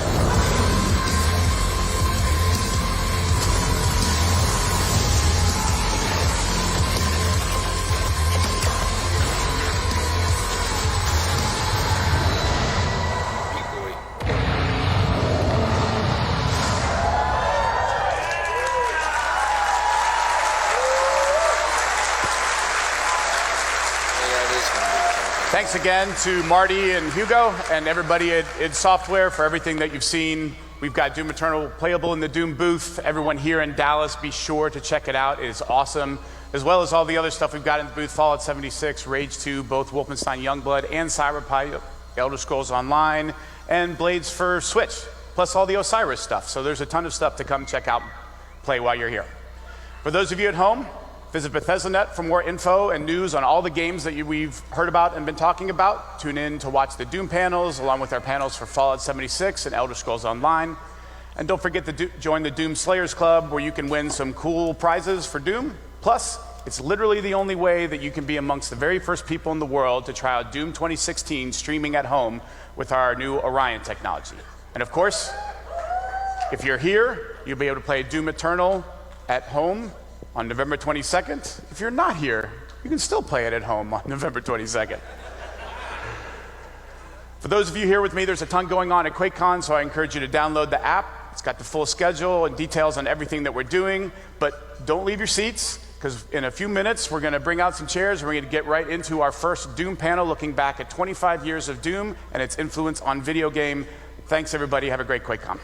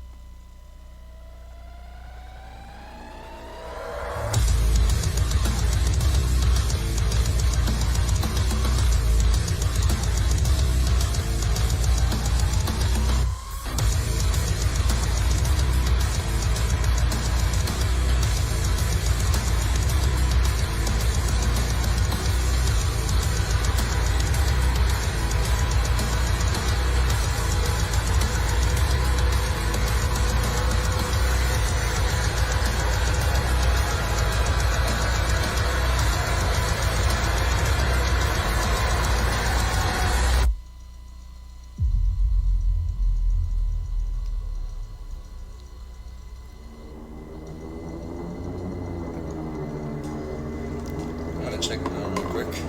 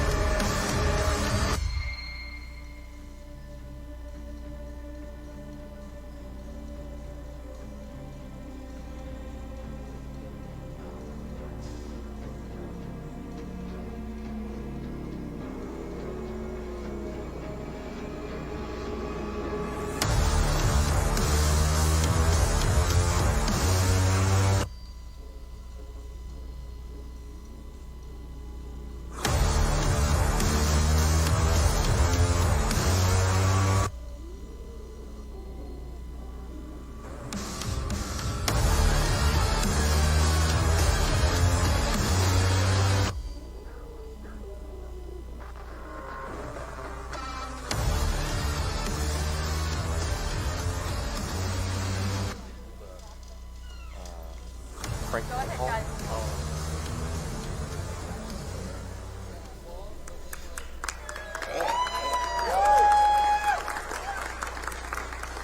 Hello? There are like 12 people out there.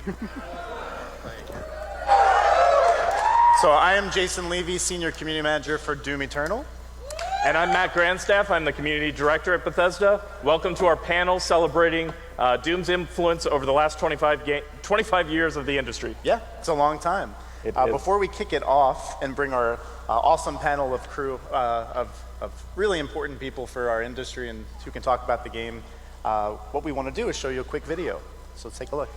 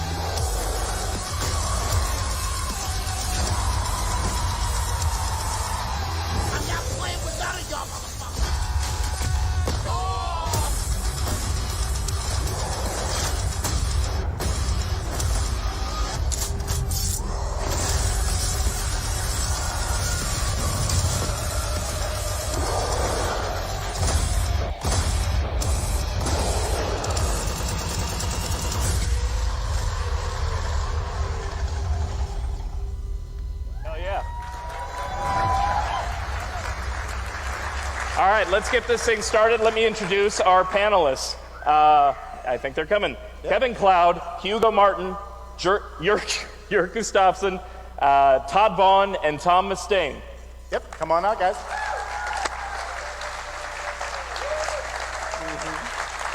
Thank you.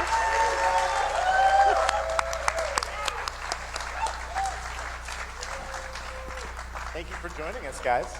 Welcome. So many of you might know a lot of these guys, especially, I gotta say, your congratulations, Youngblood just came out today, and Cyberpilot as well, so round of applause to you. Very exciting. If you guys want to kind of go down the line and tell us sort of what you do right now, what your role is, and kind of the impact that Doom has had on you. Kevin Cloud. My role is a senior producer at id Software right now. Doom's had a huge impact on me because I started with id working on Doom, so massive impact on my life, and excited to see it still around and kicking. So fantastic. Hugo? Creative director at id Software, and yeah, it's been. I mean, it made us move to Texas, so it dramatically changed our life, which is awesome. We love living here, and it's great. It's so fantastic to be a part of pop culture history, which is cool. I'm the executive producer at Machine Games, and I mean, for me personally, Quake, of course, has been the big inspiration and something that has, it's a big part of my career. But id Software titles in general have always been something that we have, looked at and draw inspiration from over the years. So I'm Senior Vice President of Development for Bethesda Softworks, and it's amazing just the relationship with Doom as a fan, just playing the original, original episodes, and then having the opportunity to work with this team and, growing the brand from kind of where it was with Doom 3 and working with this team specifically on Doom 2016. It's phenomenal. Tom?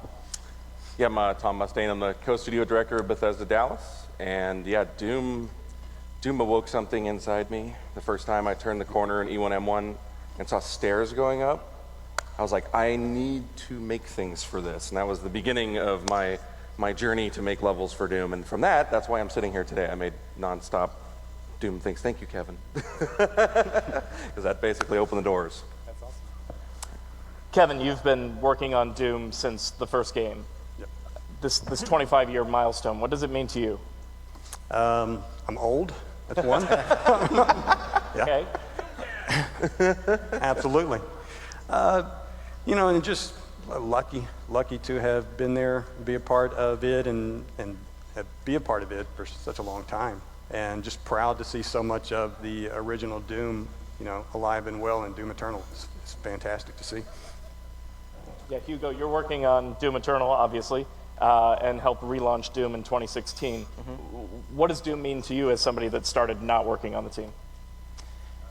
The project, I mean, it's just awesome to see to be a part of a team, and that whole process. It takes a great team of people to make a good product. And over the course of the 6 years, and really throughout the company, but the Doom team has come together, and it's just been awesome.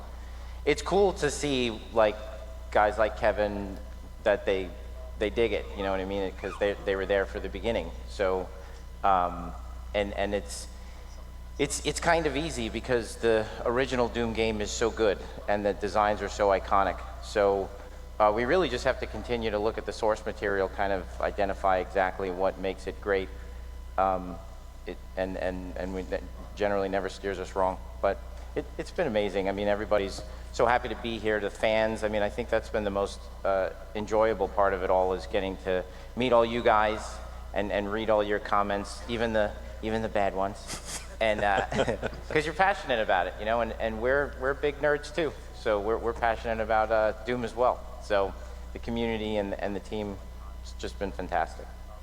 Cool. Any other reflections or ways the rest of you have looked at working at Bethesda and id and the ZeniMax family, how you've kind of looked at this milestone? I mean, for us, it's of course been a very big thing in general. We have always been, like I said before, big id Software fans, and they have over the years been a great inspiration, even from the very beginning when we started at Starbreeze. And we have been working with these in a way. I think we have looked at the id Software guys so much, and we have drawn so much inspiration from the games that we have, in a way, we have competed with them as well, and what we have been doing, and our ambitions to create good games, and I remember when we started at Starbase, and Magnus, who was the founder at Starbase, Magnus Högdahl, a great programmer, and in my mind, he was the Jan Carmack of Sweden. Very, very early, and this was in '95 at E3, and Magnus then showed a game called Into the Shadows, and that was, at least to me, that was, I believe that was a title that could have become the success that Quake later became. And you know, and through the years, it's been going on like that. And when I started working with Magnus in '98, then he had just added splines to the engine, and we did a lot of work with that. It was amazing. You know, we could do so much cool environments with it. And then the game we worked on got canceled, and then Quake 3 came out with all of these, you know, with their splines, and it looked absolutely stunning. And then, you know, that went into then the 2002, I think it was 2002 E3 when the Doom 3 demo came out, which I specifically remember the scene when this pink gear breaks through the pipes. It was also something that we draw a lot of inspiration from and looked at a lot. And at that time, Magnus had just started working on this next generation of Starbase engine with the dynamic lighting and the per pixel stencil shadowing. And then when we released Riddick based on that engine before Doom 3, that was a very big win for us, and something that has was definitely a big win for Magnus. So when I say that the id guys have inspired us, probably more than that. They have been basically made our entire careers.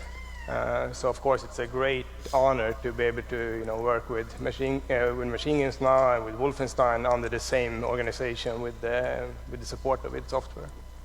Thank you. So Kevin, I mean, you were even at id before Doom came out, and I'm just kind of curious, like, what was that vibe around the office before you guys actually, you know, sent the game out into the wild? Were you guys kind of aware of, like, wow, we're actually making something pretty magical, or were you kind of just like, you didn't know how people were going to react to it?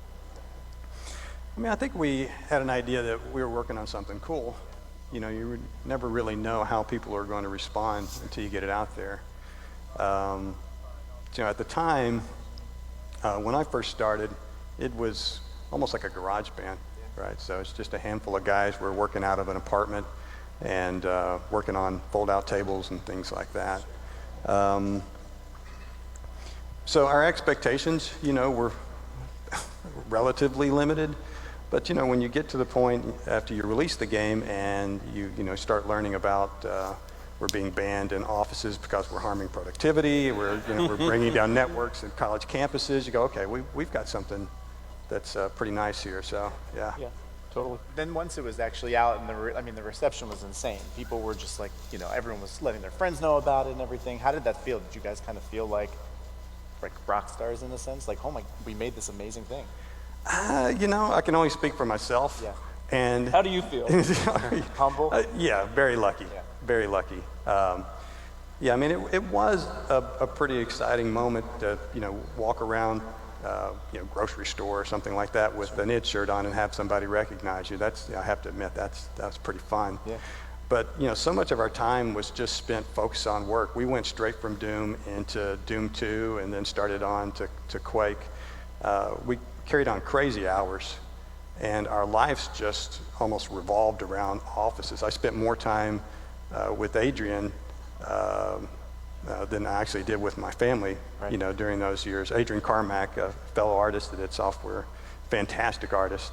And so, you know, we just sort of rolled on to the next thing. That's awesome. And I have to ask, oh yeah, go ahead. When I joined the company, I basically did exactly what you just did with him. We'd sit around, like, ask him like a bunch of questions in the cubes. He'd give us some stories sometimes. But it's just like the coolest thing. It's like, you worked on Doom. Yeah. He's like, yeah, so do you. There's a lot of stories. You have stories about, you know, didn't a dentist office used to be next to kind of where you guys were, and like people were drilling in teeth and. Oh yeah. That's back in the So, we started off in an apartment, and then we moved to this black cube building. If you guys are familiar with this area, over on 635 and 30, there's a big black cube building, and that's where it officed for a while. And up on the 6th floor was Suite 666, which was our office. Naturally. Appropriate. And Adrian and I had an office that shared a wall with a dentist, and it was very thin, so we could hear when the dentist would drill on people's teeth. And so the drill was bad enough, but also, of course, you hear people moaning and making their drill sounds and things like that, which was pretty freaky. Really good Foley work there, maybe. Was that the inspiration for hearing the demons on the other side of the wall? And It may have been. It may have been. We tried to drown it out with some Metallica, but the dentist didn't like that either. So eventually, when they would moan, we would moan back. The wall, which we thought was fair. That's awesome. That's amazing. And of course, a lot of people may know Miss Donna's been at ID for 25 years now as well. Yep. Miss Donna is the ID mom. What was it like the early days with her, being there? Basically, she describes it as kind of taking care of her kids in a lot of ways, the way that she was just making sure everyone had everything they needed. And it's still the same way today, I'm sure. Oh, yeah. Now, if you go visit ID, the first person you meet is Miss Donna, which is fantastic because she is a fantastic person. She started with us back in the Doom days, so she's been a part of ID and the ID team for a long time, and she was originally brought on to just help us out for a short period of time, but she decided to stay and take care of us, and that's what she's done. Not just taking care of us around the office, but taking care of us in all parts of our life sometimes. I mean, a lot of the guys have sort of grown up at ID, and she's played a huge part of that. So that's why we love her. That's why she's our ID mom. There she is. Miss Donna. Aww. Is that her? Is that she's coming down? Woo! Miss Donna.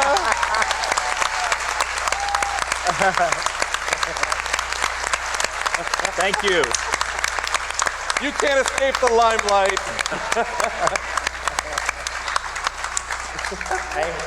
I know she doesn't love the spotlight, but very, very nice to see her here. So thank you, Miss Donna. Give her a hand. Thank you. Thank you. That's awesome. And I'm like, called to do the interview for ID, and it's in Texas. This idea like what Texas is like, and that's the first voice I heard. It's like, all right, it's like Texas. I want to, a lot of stereotypes of what you perceive, preconceived notions of what it's going to be. And she's like, hey, darling, how you doing? And I'm like, holy cow. That was a lot of Texas right at the beginning. Every day. That's how you start your day, every day. Avalanche of Texas right there. Yeah. Whoa. I do have to ask one last story about just the days at ID. There's a famous story about an axe and a door. Can you tell us about that? Yeah. Because I've seen some pictures of it. Yeah. So that was Romero. He was stuck in his office.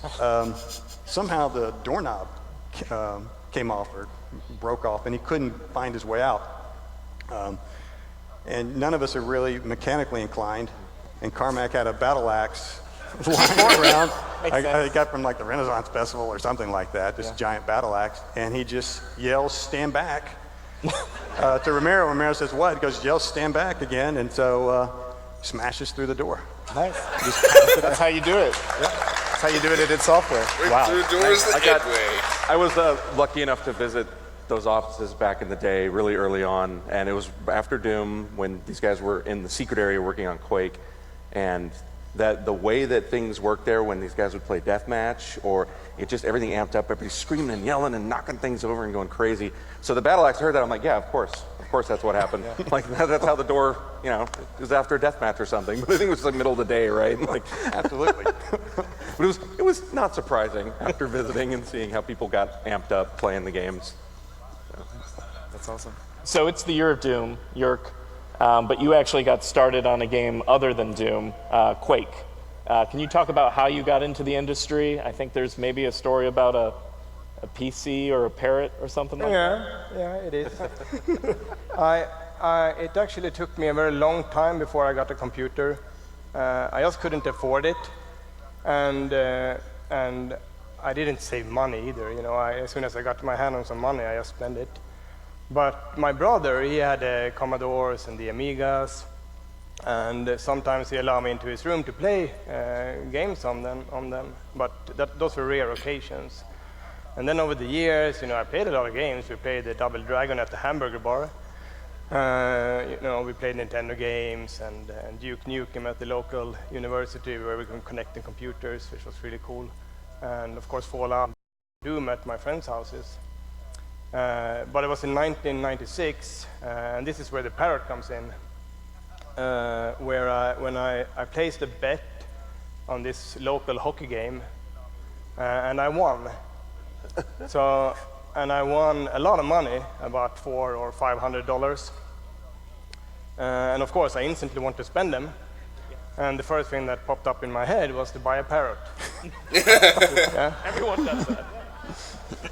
And then I called my friend because he had a car and he could take me to, you know, whatever you call the store that sell parrots.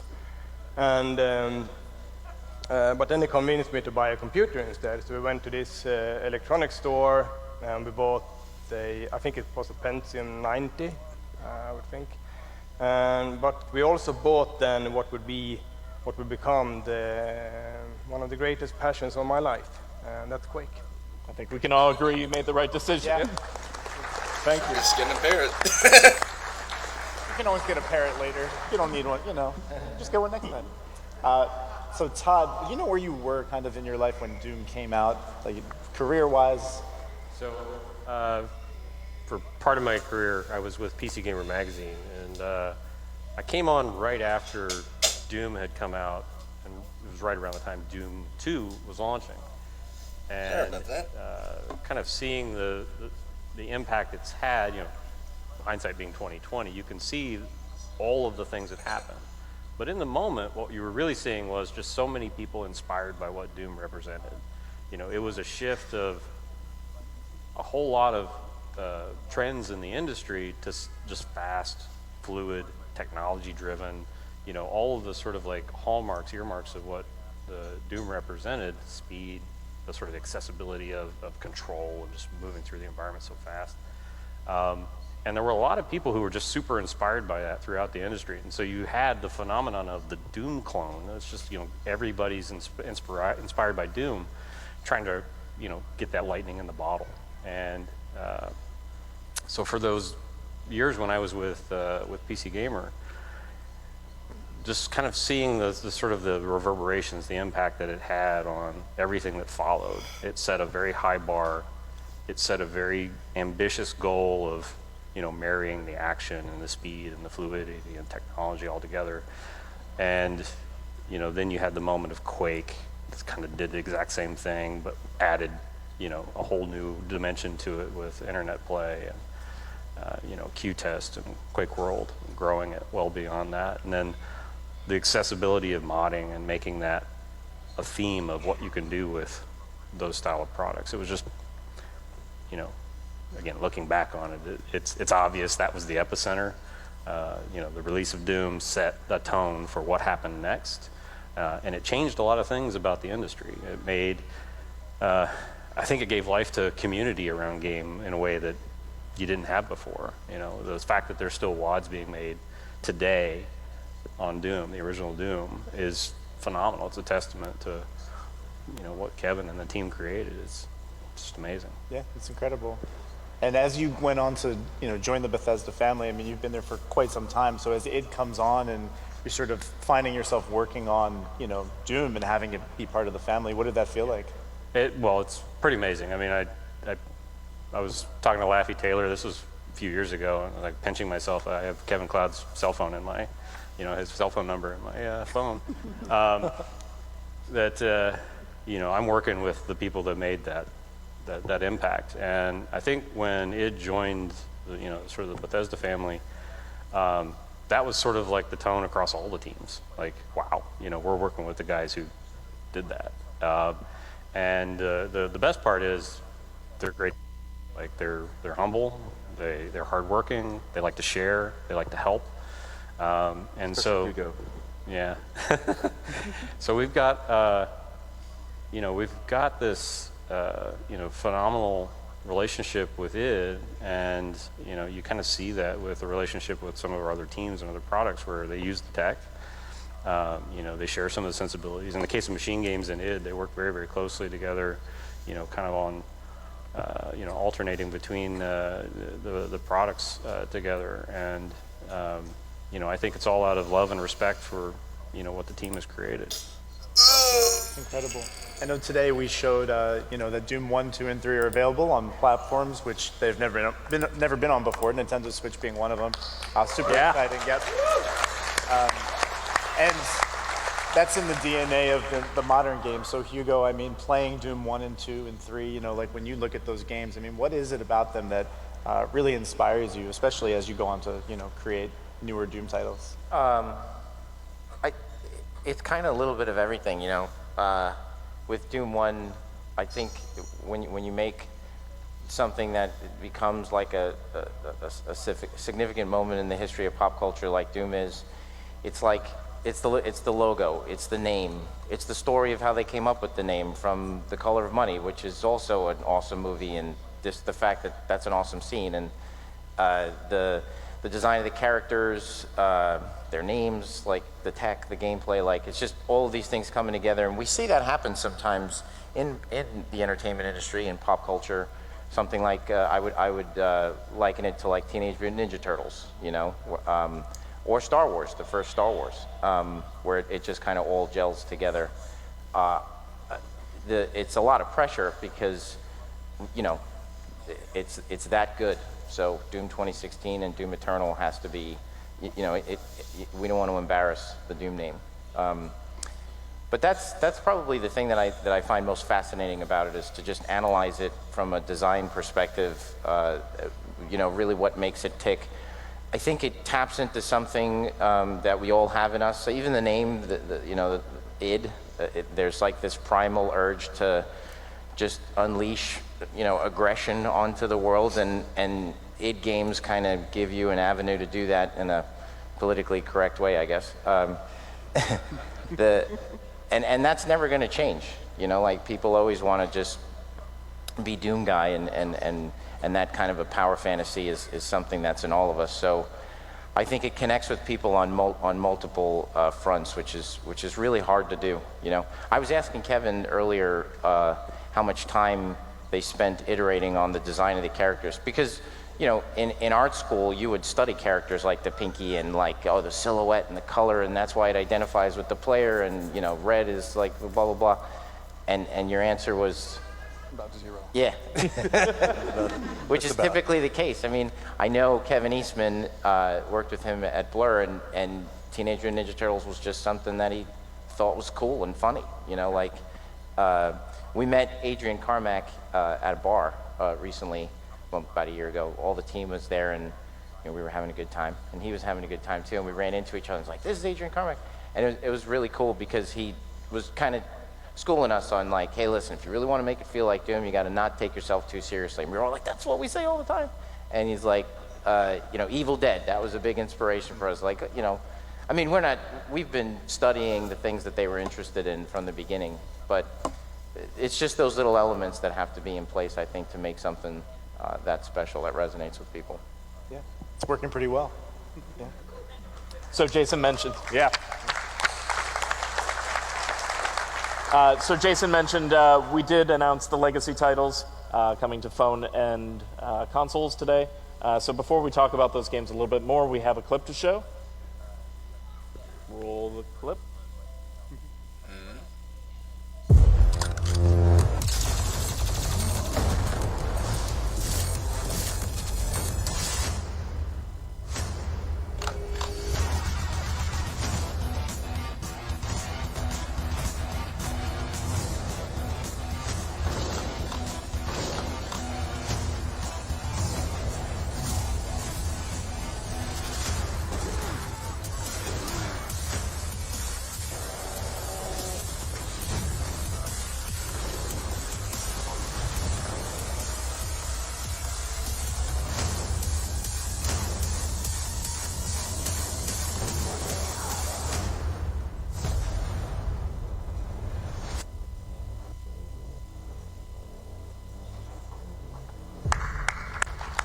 All right.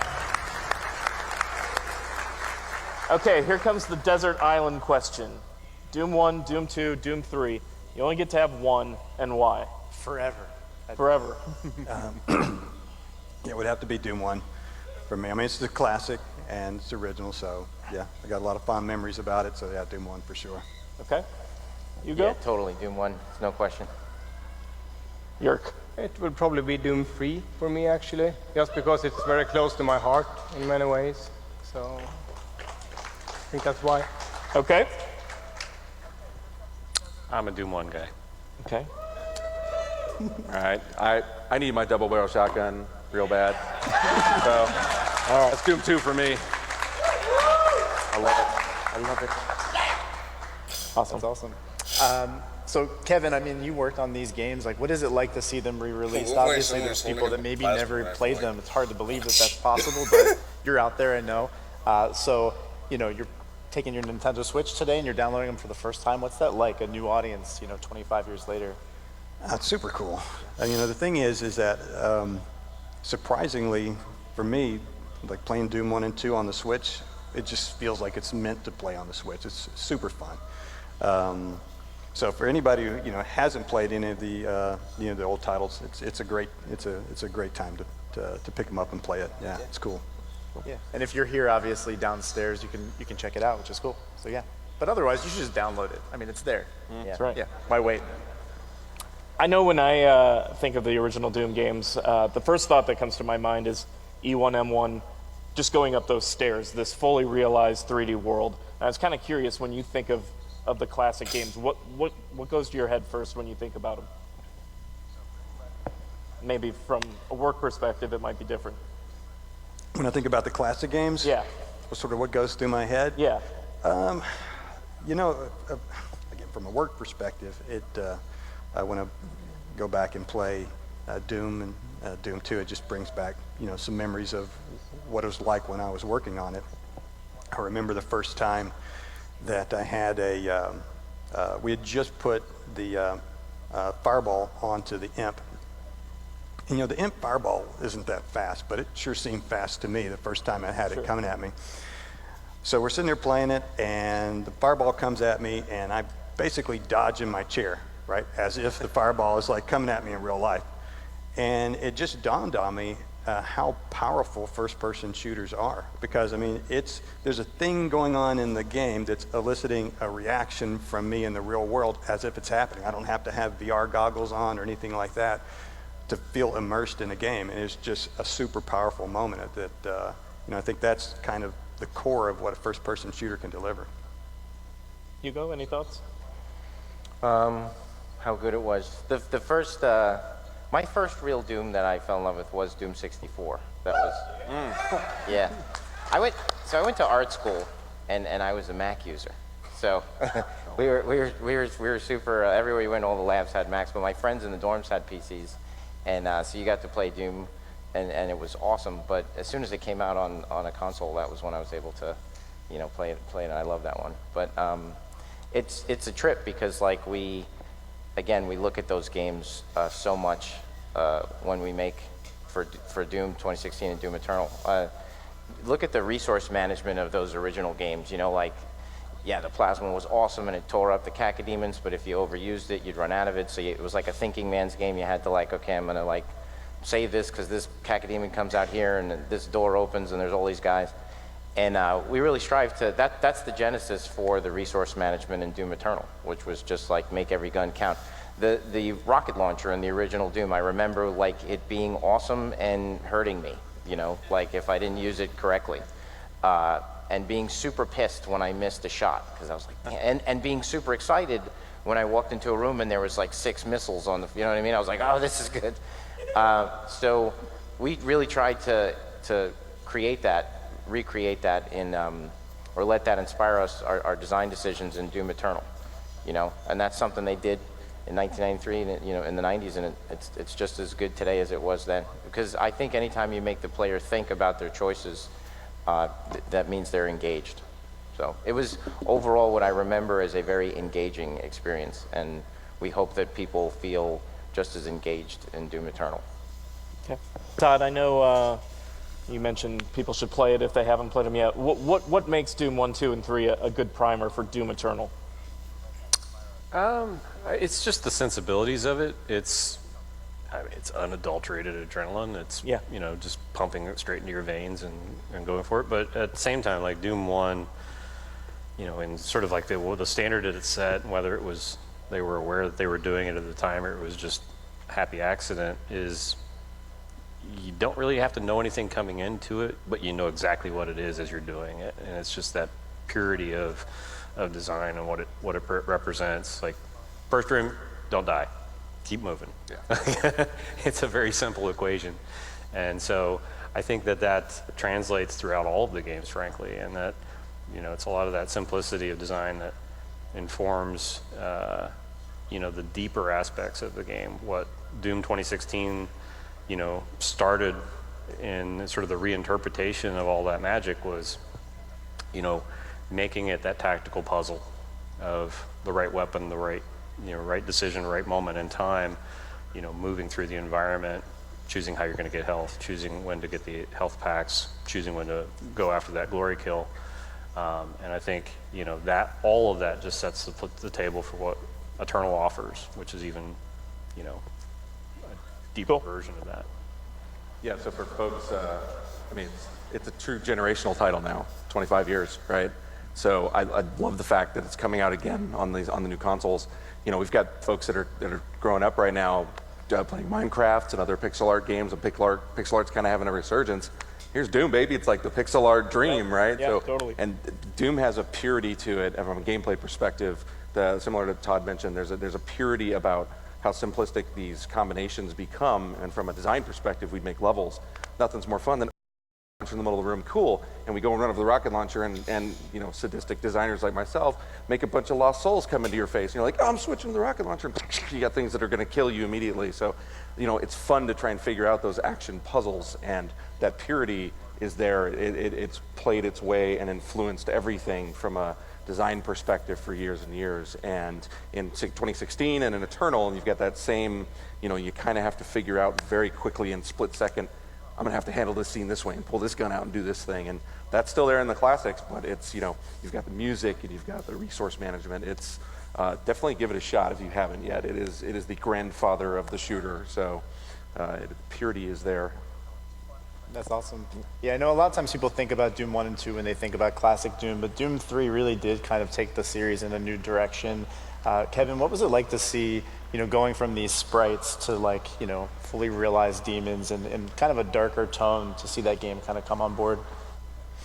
Well, I love Doom 3. I love the darker tone too. I mean, it was a good time for us. We had just come off of Quake 3 Arena, which was just more like an arcade action, just all-out shooter. And Doom 3 was a good opportunity for the team to sort of explore something with more of a narrative, a little bit more depth in the gameplay, and realistic environments. So it's fun to work on. That was, I think, is the first game to have real-time dynamic lighting and shadows, which was pretty impressive for the time, and normal maps and all of that. So part of the reason why we went for more of a survival horror pace was to try to showcase or take advantage of that lighting system, really show it off. The other thing is, of course, the only way a surface could be lit is to toss a light on it, and lights were pretty darn expensive in Doom 3, so we really had to be careful about how we used them. So that combination is sort of what moved us into a direction of having more of this kind of slower paced horror feel for the game. Sure. But it was super fun to work on, and a fun game to play through. So yeah, can't wait to play through it again. It's going to be awesome. Hugo, looking back at Doom 2016, one of the favorite moments for a lot of people was probably finding those Easter eggs from classic levels. And then Eternal, of course, a lot of people are noticing the demon designs are kind of going back to that Doom 2 look. Even the plasma has a redesign. So how often do you find yourself just looking at the original games when you're in development for Constantly. Eternal? I'm playing through Quake 2 single player campaign right now again. Yeah. We played Quake 1 when we started. We played Doom 64 when we started the project. Pretty much every time we start a Doom game, everybody has to spend time playing Doom. you know, the originals. And every time you go back to it, you find something else, like the resource management, you know, evaluating Doom 2016 and saying this game is great and how can we make it better. We could probably make players think a bit more about the choices they make with the weapons they have, like you do in the original Doom. We're gonna get caught So into that. I think it's important to tap into it because it's good. Like, I wouldn't, you know, we wouldn't use it if it didn't work, you know. So some of the Doom 3 stuff is awesome because it is a different style of game, and I love that game. I played the hell out of that when it came out. But the slower pace of that game doesn't really obviously work, so you're looking for to try to capture some of the, as he said, the simplicity of the original game in a modern AAA shooter. I think they're just really good. Again, I just can't say it enough. I mean, it's from a design nerd perspective, like the simplicity of the silhouettes and how each silhouette stands out to the player, even in tiny little pixel form. You could read from across the room, that's a Mancubus, and the guy who hits the pose like this is, you know, the Archvile, and those guys are really scary. And then that sound that guy makes, that means that there's this type of demon around the corner. It's communicating information to the player really, really effectively. So you're able to make decisions like really fast. And that's kind of the deep sort of meta of Doom that we're trying to capture, you know, with our games. And so we look to it because it's good. And we want it to feel like Doom. We continually want it to. I'm a big pop culture nerd, and I'm not too thrilled with the latest Star Wars films, to be honest. And yeah, because controversial. It's not Luke. It's not. They are not looking at the source material, in my opinion, enough to like who is this guy? Like Yoda would not say that. Like, and the way they act and how flippant they are with the Jedi. You know, the Jedi. You know, like it's like, dude, it's all about the Jedi. You know, like, and so we do not want to be responsible for messing up someone's childhood. I mean, these guys are like telling you their life's work is inspired by this game. We're not trying to fuck that up, you know. So it's good. It's a good answer. All right, we'll have to talk Star Wars afterwards. You're working on Wolfenstein games, talking about Hugo, looking at the past games. How do you look at Doom games, past and even present, up through Doom Eternal, when making the Wolfenstein games you guys make? We look at them, of course, and we look a lot at them, you know, to get a lot of that id feeling into them and all that retro feeling into them, and you know, like, it's hard to say actually, because we in a way we both do these, you know, fast-paced, you know, with a dangerous feel to them shooters, right? And but they are still very, very different from each other. But they also have this retro feeling. I think that's, you know, that's one of the key things that we get from the games when looking at the old id Software titles and the old Doom games. Tom, you worked on Doom 2016 before leading BGS Dallas. What was that like, and can you talk a little bit about what it was like starting with Doom as a fan as well? Oh man, that's two questions. But yeah, so I got the honor and the opportunity to work on Doom 2016, and it was a little bit of peeking behind the curtain because I had no idea what to expect. These guys were so secretive, and we're just down in Dallas doing our thing, and id's over in Mesquite or up in Richardson doing their thing. And so Kevin, I talked to Kevin, and he came and sat me down in Doom 2016. He's like, well, what are you gonna tell me about the story? And he's like, just play it. Just play it. I'm like, okay. And I played it, and I'm like, oh, it's fast, it feels good. I got glory kills, and like, this, oh my God, this works. He's like, okay, we gotta go talk for a minute. I'm like, just give me a minute, I'm gonna keep playing. But it was an astonishing moment. It's like, we got to peek in and see the team, and Hugo, Marty, the whole team, everyone was so focused on making this game 2016 what it was, and that was a huge, huge, huge part of like why we got excited about being able to be taking part of it. So probably, what was the second question? We're running out of time, so. Okay, yeah, we are running out of time, so we got a couple questions left. Kevin, let's talk about how important shareware was to the launch of Doom. Yeah, I mean, shareware was incredibly important. You know, we were a small team, independent, self-funded. around about the time we released Doom, shareware had already existed for over a decade, so it was a pretty well-developed market. Now, of course, shareware is traditionally more of a sort of hardcore group of buyers, which was great for us because we love communicating directly with that community. A lot of people that were developing shareware at the time were doing things like crippleware and stuff like that that wasn't as successful. We followed a model that Apogee had pioneered, which was this 3-episode, give the first episode away and then sell the other 2, which was, proved to be super successful. But the other thing that was happening in the market were third-party companies were taking the shareware portion, the free portion, and putting it on discs and then selling it, in racks in grocery stores of all places and gas stations. So this gave us a reach that we would have never had. It was just really great timing for us.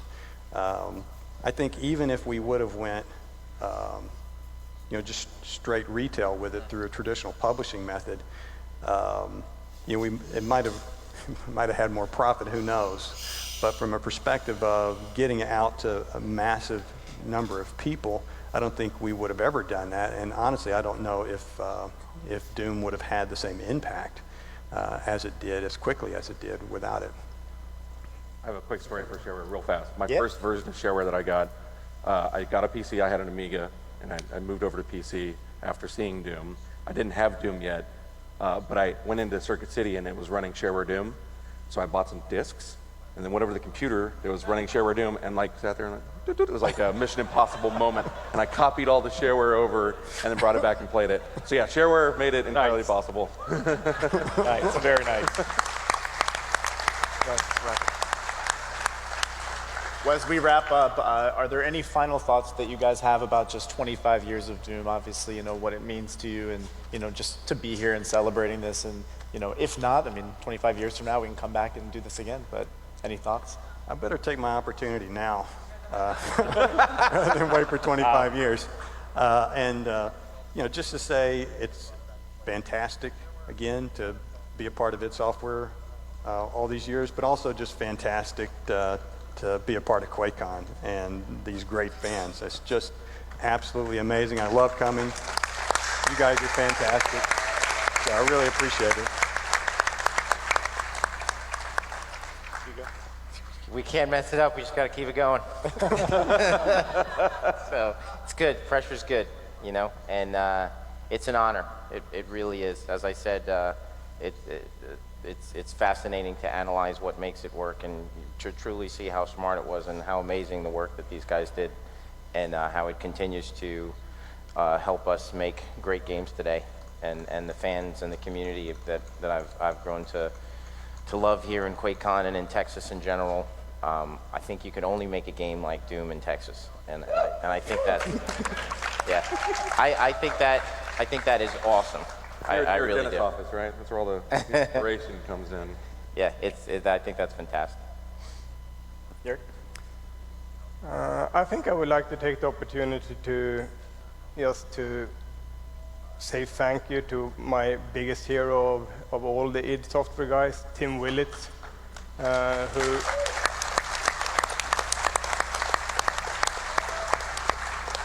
who is probably the single person that have inspired me the most throughout the years. And of course now he's leaving id Software for so many years, so I just wanted to say thank you to him. Awesome. Todd, Tom? So, for this 25 years of Doom, I think, the thing that just sort of resonates with me is that, Doom, you can have your favorites, but there's not a bad one in the bunch. And having played Eternal, I got the inside track that I know Eternal is going to be awesome, probably my personal favorite. So that's just the exciting thing. I know this brand is going to continue. It's going to be something that, as long as we hold true to these the ideals of the originals, we're gonna be on the right track.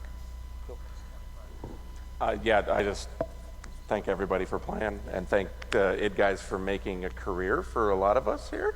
Because without it, we wouldn't have, like, I thought games were magic things that came out of Japan.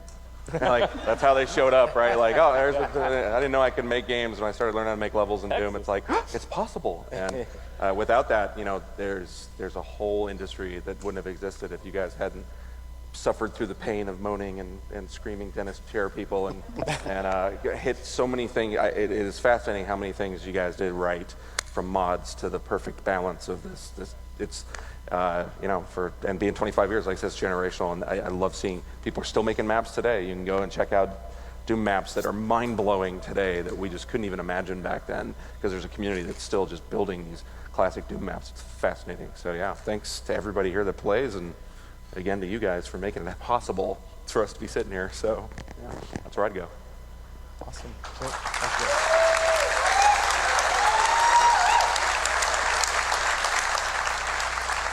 Well, that's our panel. Thanks everybody for joining us. If you're here at QuakeCon, be sure to go down to the exhibit hall, check out Doom Eternal, play the classic Doom games, and have a great QuakeCon. Thank you. Thank you, guys. All right. So, hey. But yeah, we're gonna end this here. Tomorrow we will be doing day 2 of QuakeCon. I will not be doing day 3 on Sunday. I have to watch that over and, you know, stream that. They're really thinking, why not just record it? Because you do realize that recording a video would take up hard drive space, even though this thing has like a terabyte.